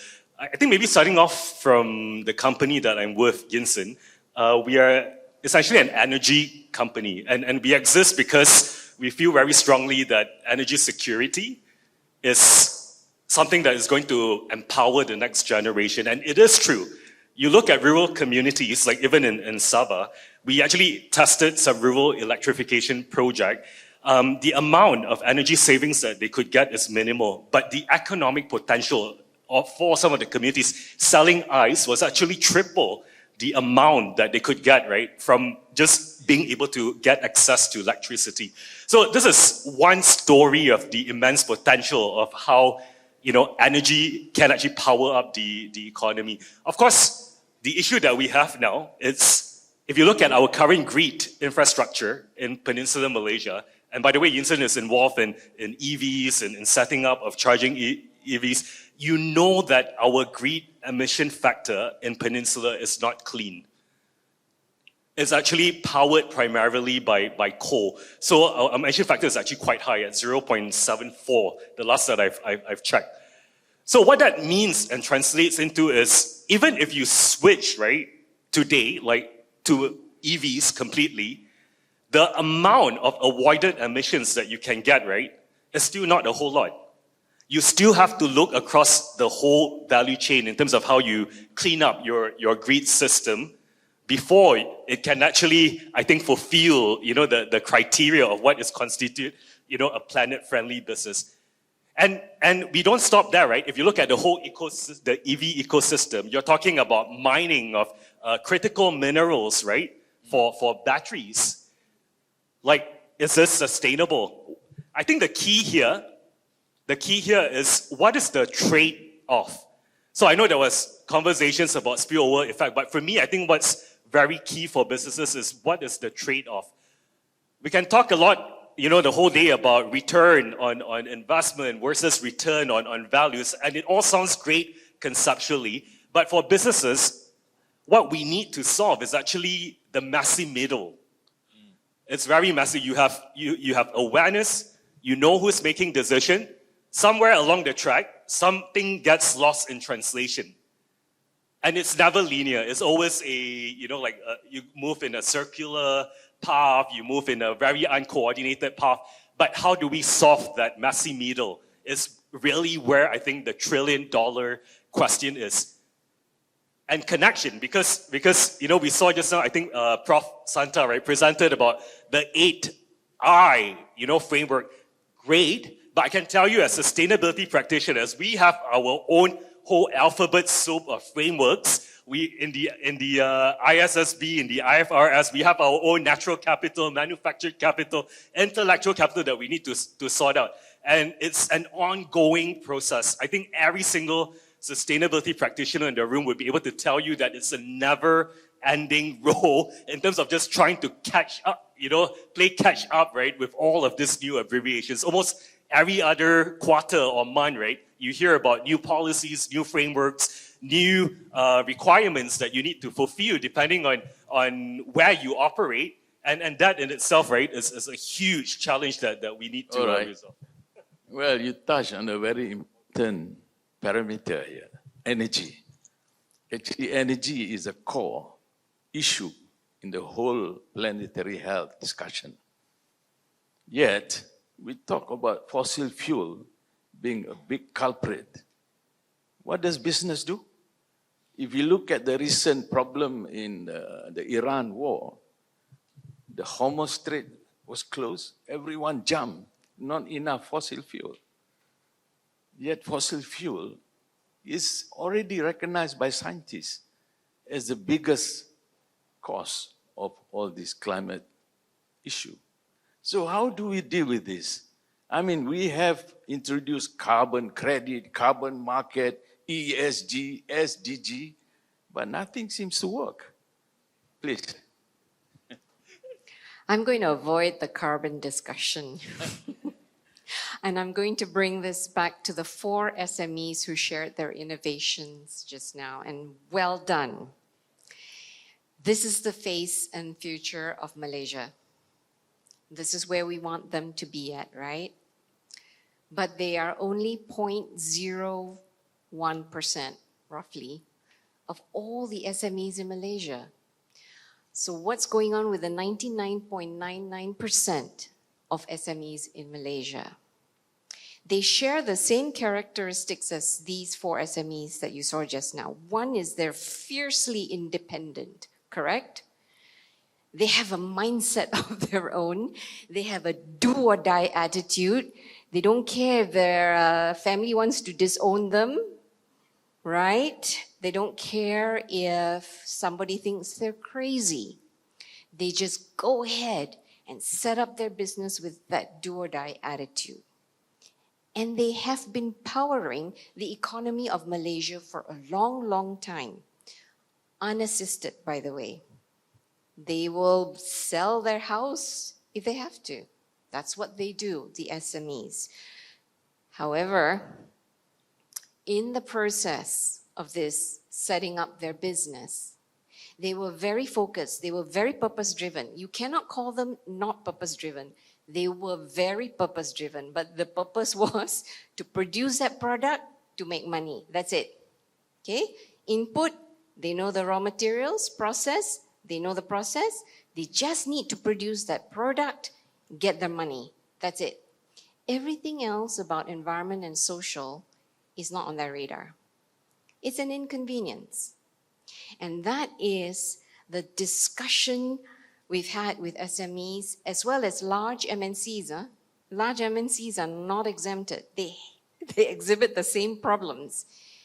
This is the thing that we've been doing with industry for about 30 plus years. And just as a footnote, Rajashazrin, before the Cleaner Production Department was set up in DOE, I was part of the team that brought in cleaner production to Malaysia.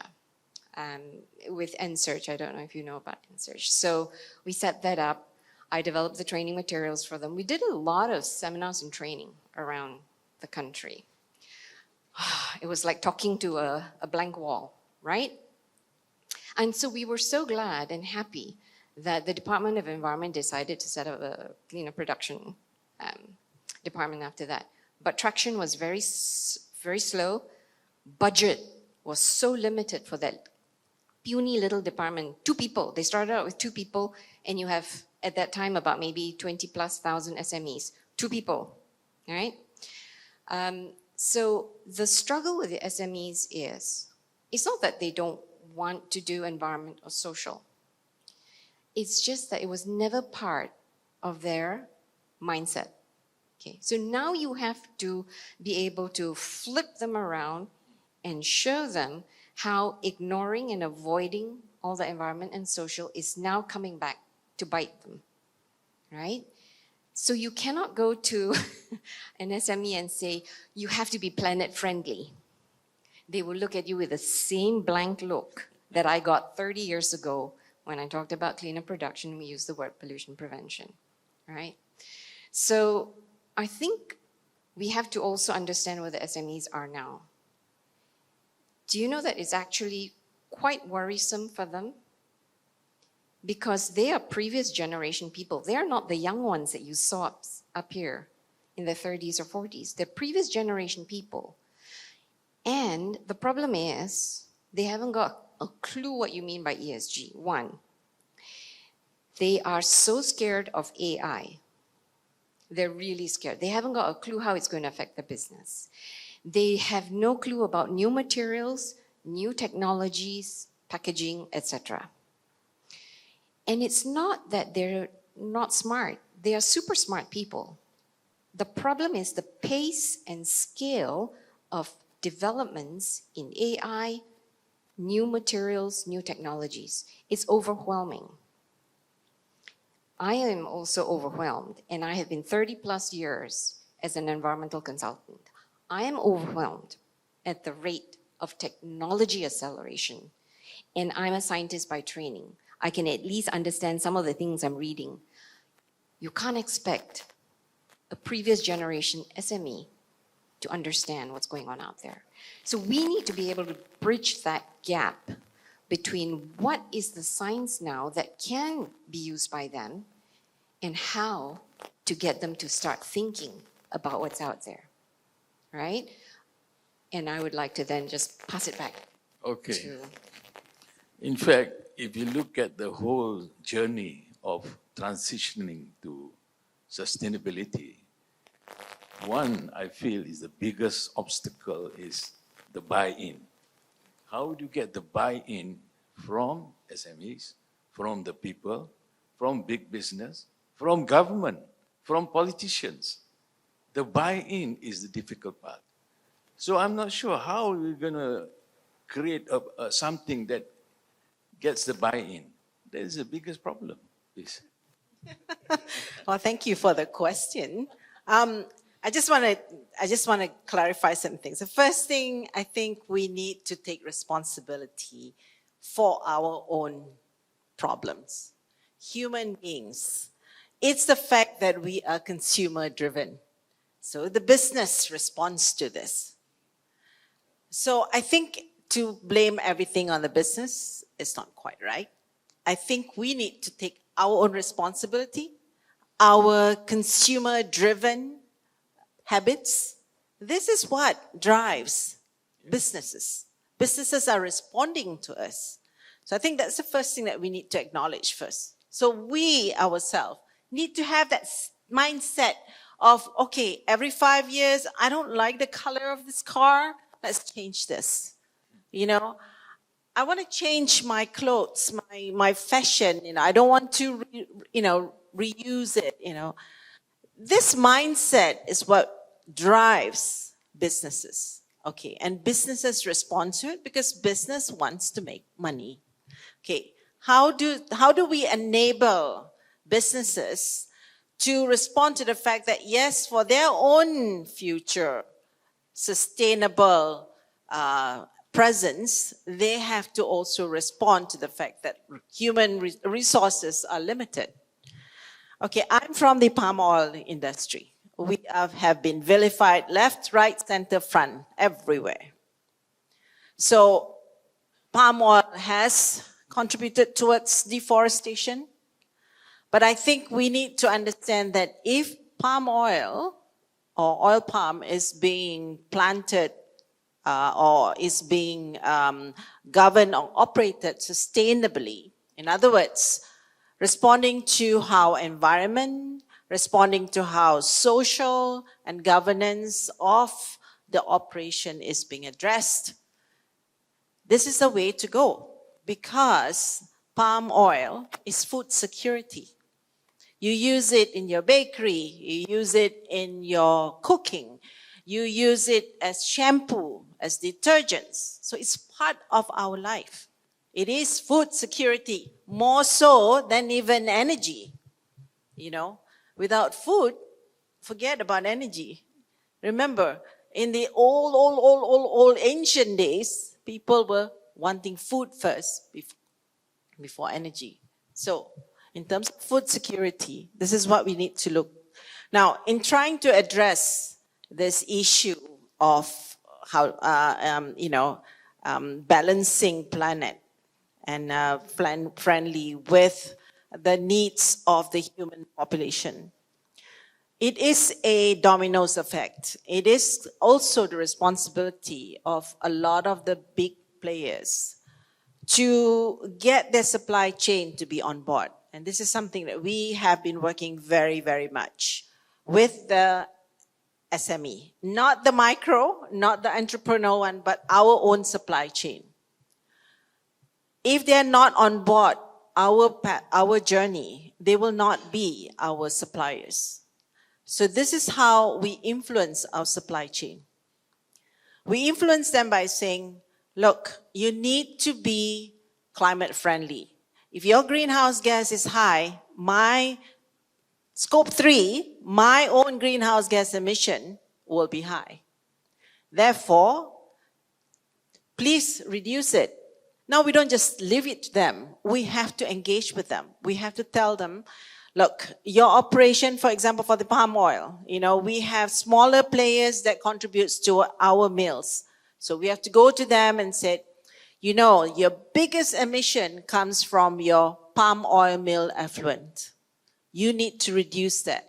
How? And this is where we work with government. The Malaysian Palm Oil Board has stated that if you have a mill, you need to make sure that it is going to be able to capture methane. And methane is the highest. So this is where the workings of the business, government agencies, and also technology comes into play. It is not a business-only responsibility. The policies of the government is really important, but government must talk to us. Academicians must talk to us. Please, we have a lot of frameworks. You talk about 8 I's, we have 7 R's. We have 3 R's. We have IFRS, S1, S2, S3, S4, S5 coming up. We have GRI. We have GCP. All the whole. So please, don't introduce any more framework. Businesses are very practical. We look at it in terms of how it will impact our business. Trade-offs is all about, okay, if I were to use this, we have a limited amount of biomass. That biomass that we have, we can use it for biochar. We can use it for compost. We can use it for, in our company, we are using the oil palm trunks to be converted to palm wood. And that wood can be used for construction materials, can be used for acoustic doors, can be used for walls here. So that is circularity. That is replacing the use of timber, instead using biomass. We are looking at using of empty fruit bunches for pulp and paper. So that's all about circularity. We are business run, and we know that sustainability is about value creation. So the big business, I think, are very much aware of the usefulness of so-called sustainability. It is actually a value proposition, the value creation part. Okay, Yeah. I think I'll stop there. All right. Actually, if you look at the whole issue, is about change. It's changing. Business have to change from one linear business model to a circular, for example. And consumers, they have to change their consumption habits. But which entity will be the real driver of this change? Government. Government will have to come in with a regulation. Government is the biggest consumer of products. Government procurement will have to change because you don't expect business to change from a model which makes them more money to an uncertain model. You don't get consumers to change from the convenience lifestyle to a different lifestyle. But, So I think you cannot just say about governments because if you're talking about our own Malaysia, we have a very small footprint. We are an exporting country. So we are generally also governed by No, I mean, other... what I'm saying, if to change, you cannot expect business to change. You cannot expect consumers to change. The only agent we can change is the authority. They have to move to change. But Yes. I think you need two to tango, because for businesses, we are actually seen as what they call queen bees. You know, the concept of a colony where everyone follows what a queen bee says. So you have thousands of suppliers within your whole value chain. If you made that dictation to say you must provide us with emissions data, you must screen your value chain for human rights issues or risks and exposure. If they don't follow, the question is, would you actually use the stick approach to make sure that they comply with your requests? I think one of our biggest gaps is there's a lot of big, lofty announcements. Yeah. You know, we talk a lot about roadmaps, but sometimes we don't see the roads, right? So I think that's where the issue is. Roadmap is one thing. No. I think you have to bear No, in mind. I'm the moderator. I have the... Sorry. I need to make sure. I just want to mention here, okay. it's true what he says, because we have produced a lot of blueprints, roadmaps, but the execution.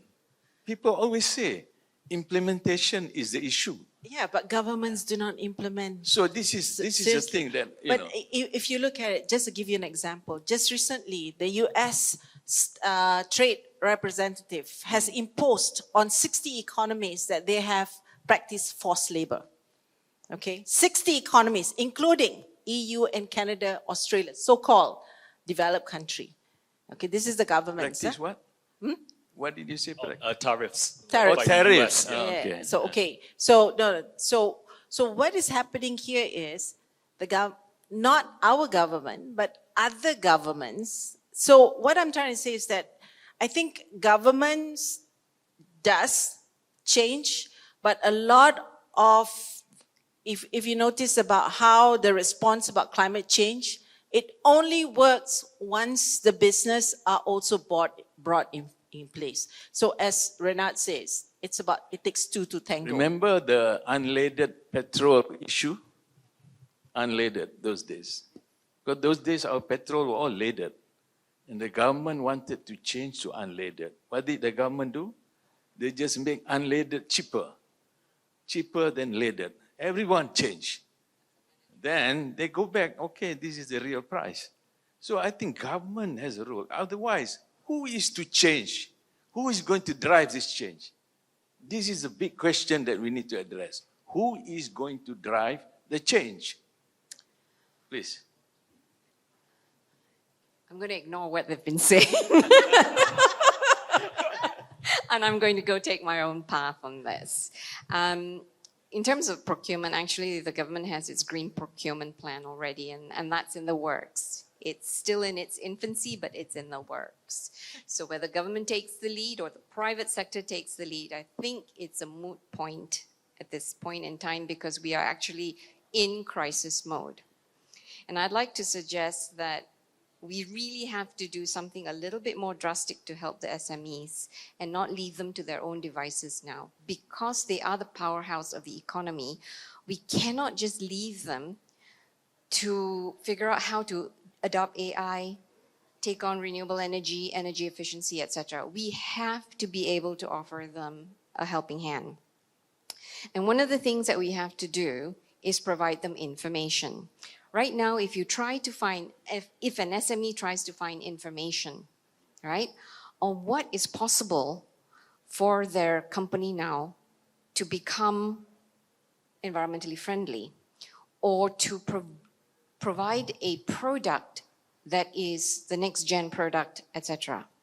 It's very hard for them to find that information. But there's a proliferation of scientific and technological information out there. It's just that nobody has pulled it together to make it consumable by SMEs and to translate that into simple language. Because all they need to do, all they need actually, the SMEs, is to understand what future tech is coming, what future science is coming, and what possible products can come out of that they can pivot to in the next few years. All right? If you can provide that information for them, it gives them that sense of confidence to go out there and then source the technologies. They don't need handouts. They need good information that is relevant to them, that will get them into the 21st century properly. Yeah. Well, they don't even know how to use ChatGPT. All right? So that's the problem. There is that lack of a centralized source of information, and it doesn't have to be done by one agency alone. For example, the SME Corps.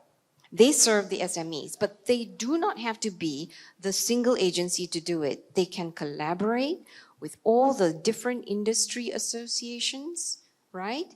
And they can bring together a powerhouse of information. That's what we're doing. Friends of Sustainable Malaysia. There you go. There you going go. all over the place. Yes. Yeah, and it's where, all to create awareness. Yeah, and where I want ASN, to mention something about yes, this, okay.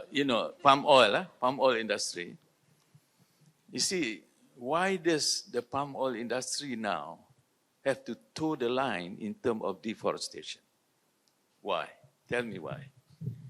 Okay. Which is the pressure? Where is it coming from, this pressure? From the NGOs. No? Yes. Cannot? No? Deforestation. Not from NGOs. Okay, let me, because I'm from the palm oil industry. NGOs flame it up. Now, let me put it this way, but okay? not from the NGOs. When we started deforestation, NDPE, in 2015, 2016. NDPE was something that we committed to as a moratorium. We are one of the big players who has done this. So once this has started, we have worked together with the Malaysian government. At that point, the Malaysian government wanted to introduce MSPO. I said to them, and we said to them, if you do not make it mandatory, it will just die a natural death. And once they become mandatory, then it became. So where is the pressure? Where? The pressure didn't come from Europe. Yes, the market. That's right, market. And who created that pressure? The EU government. The EU government created actually, that pressure. the lobbyists started they lobby the EU government. They created the law, the ruling on deforestation, and the market insists. Well, actually, it's the NGOs that pushed it. NGOs And were the lobbying. NGOs, NGOs were lobbying. But the actual instrument of change is government. EUDR came in 2020. The instrument of change is the EU government. They enacted the law. No, the EUDR came into place in 2020. Yeah, whatever. Okay? I think. So it was not the government. At that point, if you look at it, there's a lot of information coming out from Greenpeace, from RAN, all those NGOs the government, are going after they had a the lot pressure of the from the players. NGOs. The government pressure from the NGOs, right? Yeah, because we didn't respond to the EU government. But the we Malaysian to palm the oil, NGOs. Malaysian palm oil companies, the pressure is from the EUDR.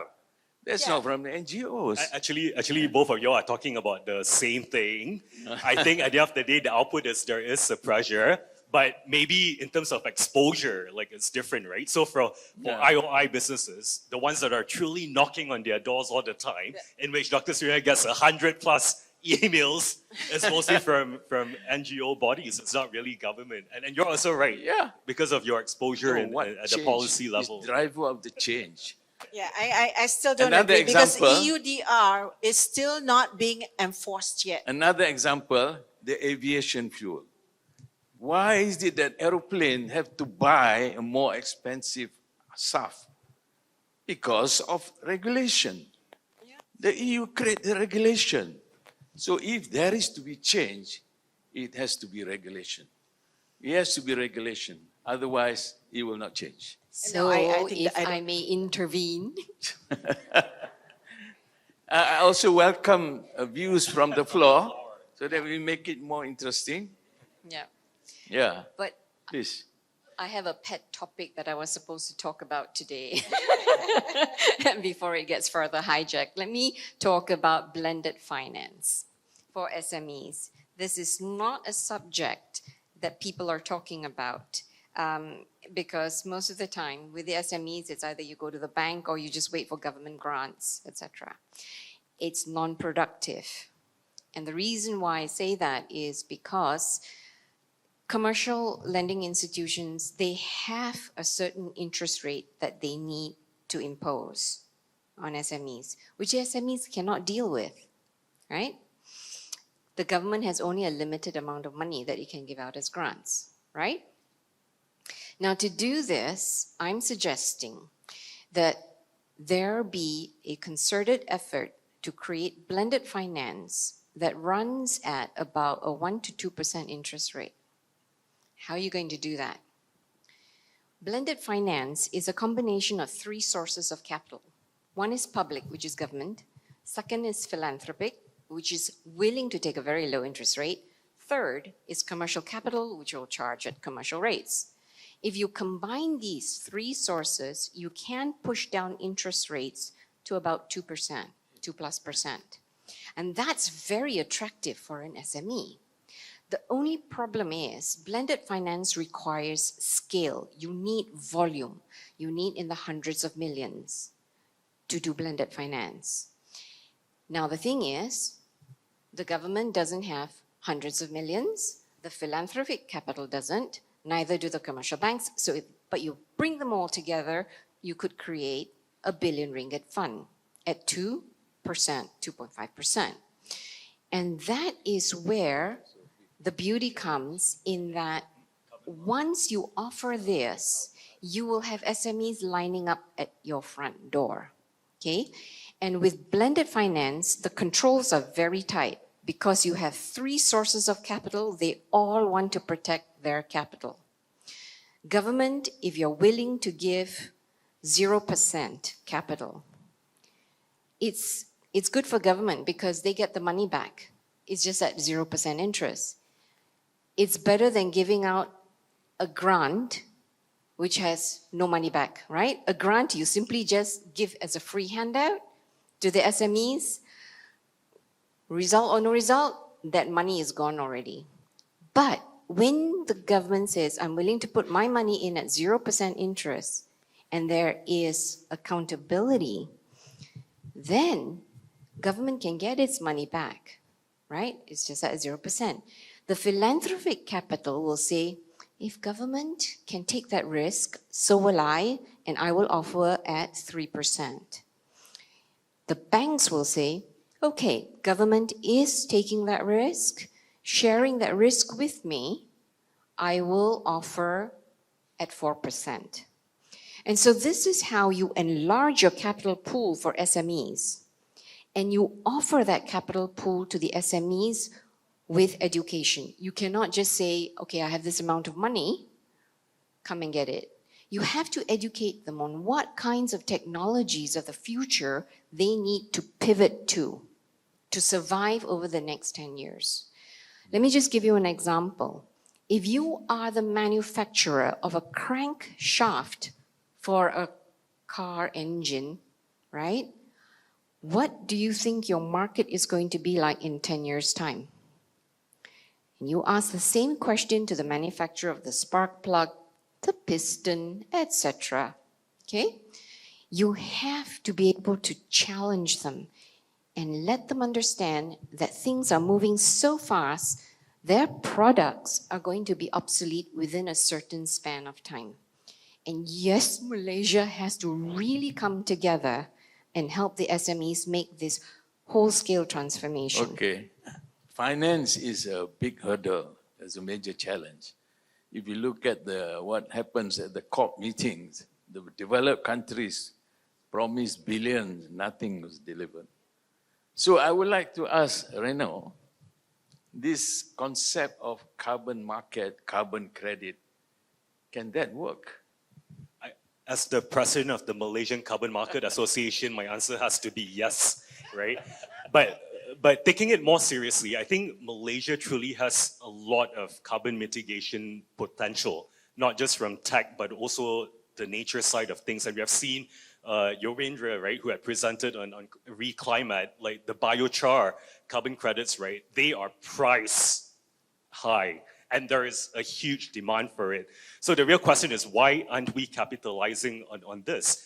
And it does crowd in a lot of different elements. So why? Why are we not capitalizing? I think policy-wise, I wanted to go back to that because you talk about compliance, mandatory, action. We currently in Malaysia do not have a carbon tax yet. We've been talking about this for the longest time. I think since inception, when I was like 10 years carbon back. tax is required. But the whole idea is, if you have a carbon tax, companies should have an allowance to offset their carbon, and that's where they can actually go and buy this carbon credits. Right now, it's voluntary. What that means is, it's like me walking into a Louis Vuitton, buying nice clothes, and then saying, "Oh, I feel great about it because I'm wearing, luxury products." But when it boiled down to, does it really matter? Are businesses really going to take action on it? There's no value creation there. Yeah. But some critics of carbon credit, they say you actually pay to pollute.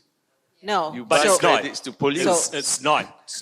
I want to clarify that. Yes. Because there is a pecking order in terms of how you approach carbon credit usage. You must first and foremost focus on carbon reduction before moving into removals. You only offset residual emissions. I think this has been very clearly stated, and it's not a license to pollute. You don't just go out to the market, buy carbon credits, say that you offset it completely, and it doesn't work that way. There are safeguards in place. I think not to many make sure people that know happens. about this, right? So just to follow up what Renat's saying, Yeah. net zero is not about just, offset. So for us, for example, we have to remove, we have to reduce, and we have to mitigate. Once we have done that, we get our carbon neutral on our side, then the rest of them can be for carbon credit. Yeah, I think we agree that it is not an easy thing to go towards all this green sustainability, net zero is a big challenge, and we just have to persist. We have to do our So part. can you imagine? Yeah, you want to say something? Yes, one more thing, sorry. So can you Last one. imagine the SME sitting here in the audience and listening to this interchange? They are lost, completely lost. So somebody has to cut through the chatter and say, SMEs, let's move into the 21st century. Let's get you into new tech. Let's get you into AI adoption, smart packaging, etc., and let's let you survive. Because ultimately what they want is for the business to survive.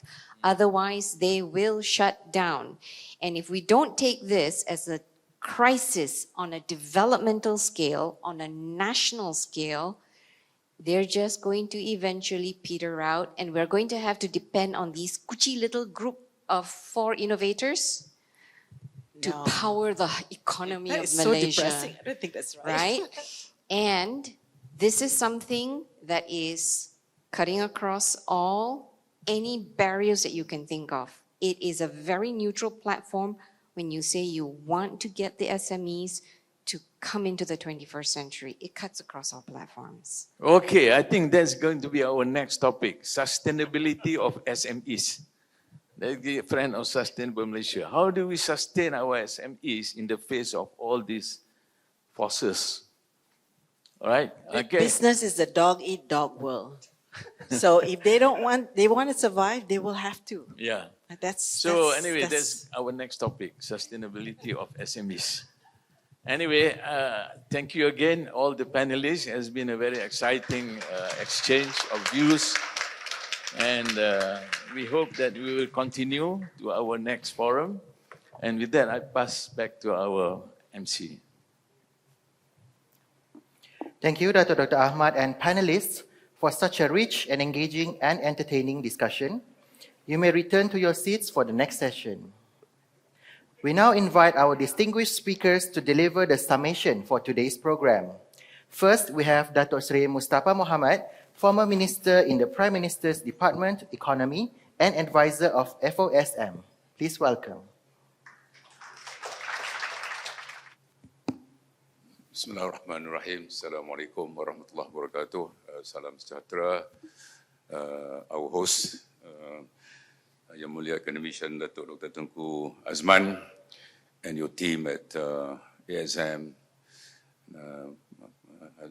seterusnya distinguished speakers, panelists, participants. Let me spend, say, 5-6 minutes to do a quick, not a summary, just to basically promote FOSB. Yeah? Firstly, we are in the business of bringing people together, promoting discussion, dialogue. Yeah? That's point number one. That's our job, bring people together. Number two is to enhance understanding of some complicated issues, sustainability, ESG, COP30, COP29. So we've been around for 2.5 years now, quite old. We meet once every 2 months, yeah? The last one's at Mike, our partners. We started with UCSI and then we moved to Mike. And today we're with ASM. We were at some universities, we were at Pahang University. We have discussed rare earth, our policy on atomic energy. We have discussed all the COPs, 27, 28, 9, 30. Yeah? We believe that there's a gap in Malaysia. There's not enough discussion. And there's not enough effort to translate all the difficult terminologies into day-to-day language. So our mission, firstly, is to bring people together for discussion.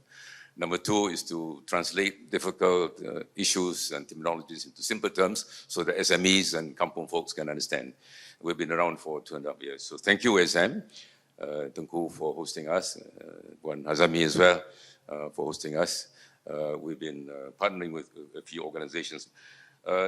Next, today is different, yeah, very heated, very productive, very constructive. I learned a lot personally. Yeah, I think I'm here to learn. Yeah, I'm reading all these materials on laptops, all the TikToks. It takes some time, but coming here, yeah, knowledge has been compressed in a few hours. So this has been very productive. But I like the creative manner in which it was handled, with the keynote address by our professor, and then Tan Sri Zakri moderating the second one, and Prof Ahmad has been my close collaborator. We meet once every 2 weeks. I go to USSI once every 2 weeks to talk to him on the agenda and various other matters. So we're very creative. I would like to commend the speakers and organizers for putting this together. Number three, my observation is we're making progress. Many of us have been involved in this subject for many years. I've been personally involved in government, policy making, of course. I was never on the other side, implementation, or never in the private sector. But I noticed there's been progress. Despite all the gloom, about America, about Trump, about Israel, almost there's been progress. And Malaysia appears to be a champion in some of these issues, which is, I'm sure that as Malaysians, we're proud of the fact that we're bucking the trend. And proliferation of organizations, for example, MCMA, Dr. Renat and others. There are many who have come together to promote the systems, the agenda. And today we have real case studies, success stories. So my point is, I'm pleased to be able to stand here on stage to say that we've come a long way, despite all the gloom, despite the pessimism, all the frameworks, all the blueprints, not getting anywhere. But in actual fact, there's been some progress, to be fair. And Malaysia is the leader. What we need to do is for Malaysia to be really in front. And today we have 4 outstanding young people, entrepreneurs. I'm pleased to to be able to be part of this conversation. And as Prof. Ahmad said, going forward, we might want to engage further with you. So those are my quick summary. Finally, this is the Straits of Hormuz, creating lots of havoc. I happen to be at the Federation of Malaysian Manufacturers this morning, and they're doing a third survey. They did one in March, another one in April. They're now doing the third survey. And they told me, because of this Straits of Hormuz, there have been some positive developments. Malaysian manufacturers have been looking at alternative raw materials, which those days came from Europe, from Middle East. Now some Malaysian companies have come up with solutions to address the issue of the blockage at the Straits of Hormuz. So this is a positive development.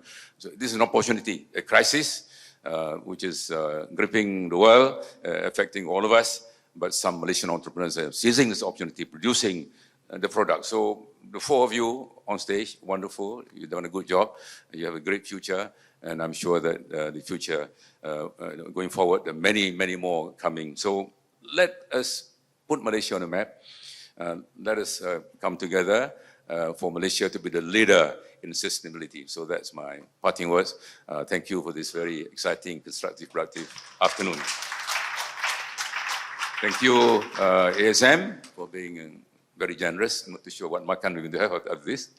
But we look forward to meeting some of you in the next 2 months. Terima kasih. Have a good day. Assalamualaikum warahmatullahi wabarakatuh. Thank you, Datuk Sri Mustafa Mohamad. And now, please welcome Puan Hazami Habib, Chief Executive Officer of ASM, to provide her summary of today's discussions.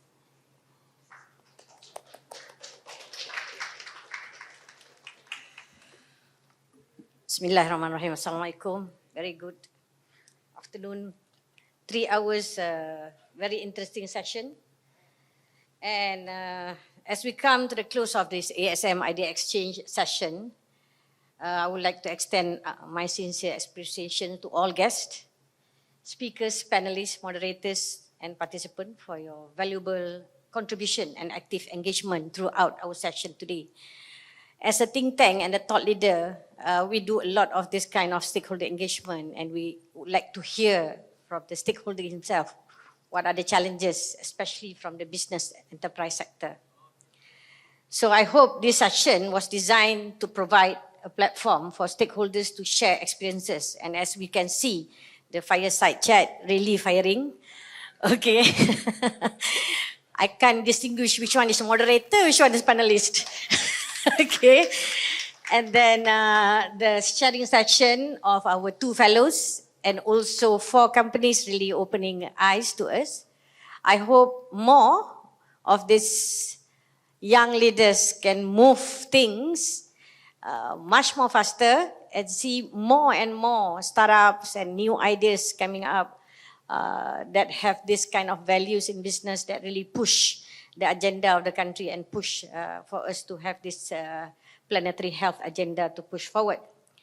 I hope also on behalf of Academy also, I would like to express our deepest gratitude to our guests today. I know it's quite a lot of panelists, but we try to make it more interactive. So I hope everybody enjoy it.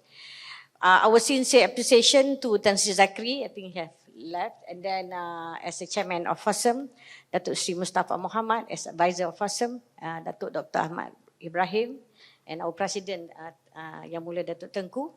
So this program also marked the 3rd collaboration between Academy and FOSSEM. We have been working around 3 rounds already on this. A partnership that continues to grow in significance and impact. So we hope the convergence of ASM role in providing strategic science, technology, innovation, economic advice, together with FOSSEM commitment in advancing sustainability and planetary stewardship, creates a powerful platform for driving system-level change. So since we launched our NPHAP plan last year, in November, I think, realizing this vision requires more than awareness. It requires evidence-based policy, innovative business model, collaborative partnership, and a shared sense of responsibility. So I hope through our continued collaboration, Academy and FOSSEM aim to bridge knowledge with action, connecting science, policy, industry, and society to accelerate the transition towards more sustainable and resilient future. So the stories shared today and also the fireside chat today demonstrate that planet-friendly businesses is no longer a niche aspiration, but an emerging imperative. Businesses are increasingly proving that purpose and profitability can go hand in hand, and that sustainability can serve as a driver of innovation, competitiveness, and long-term value creation.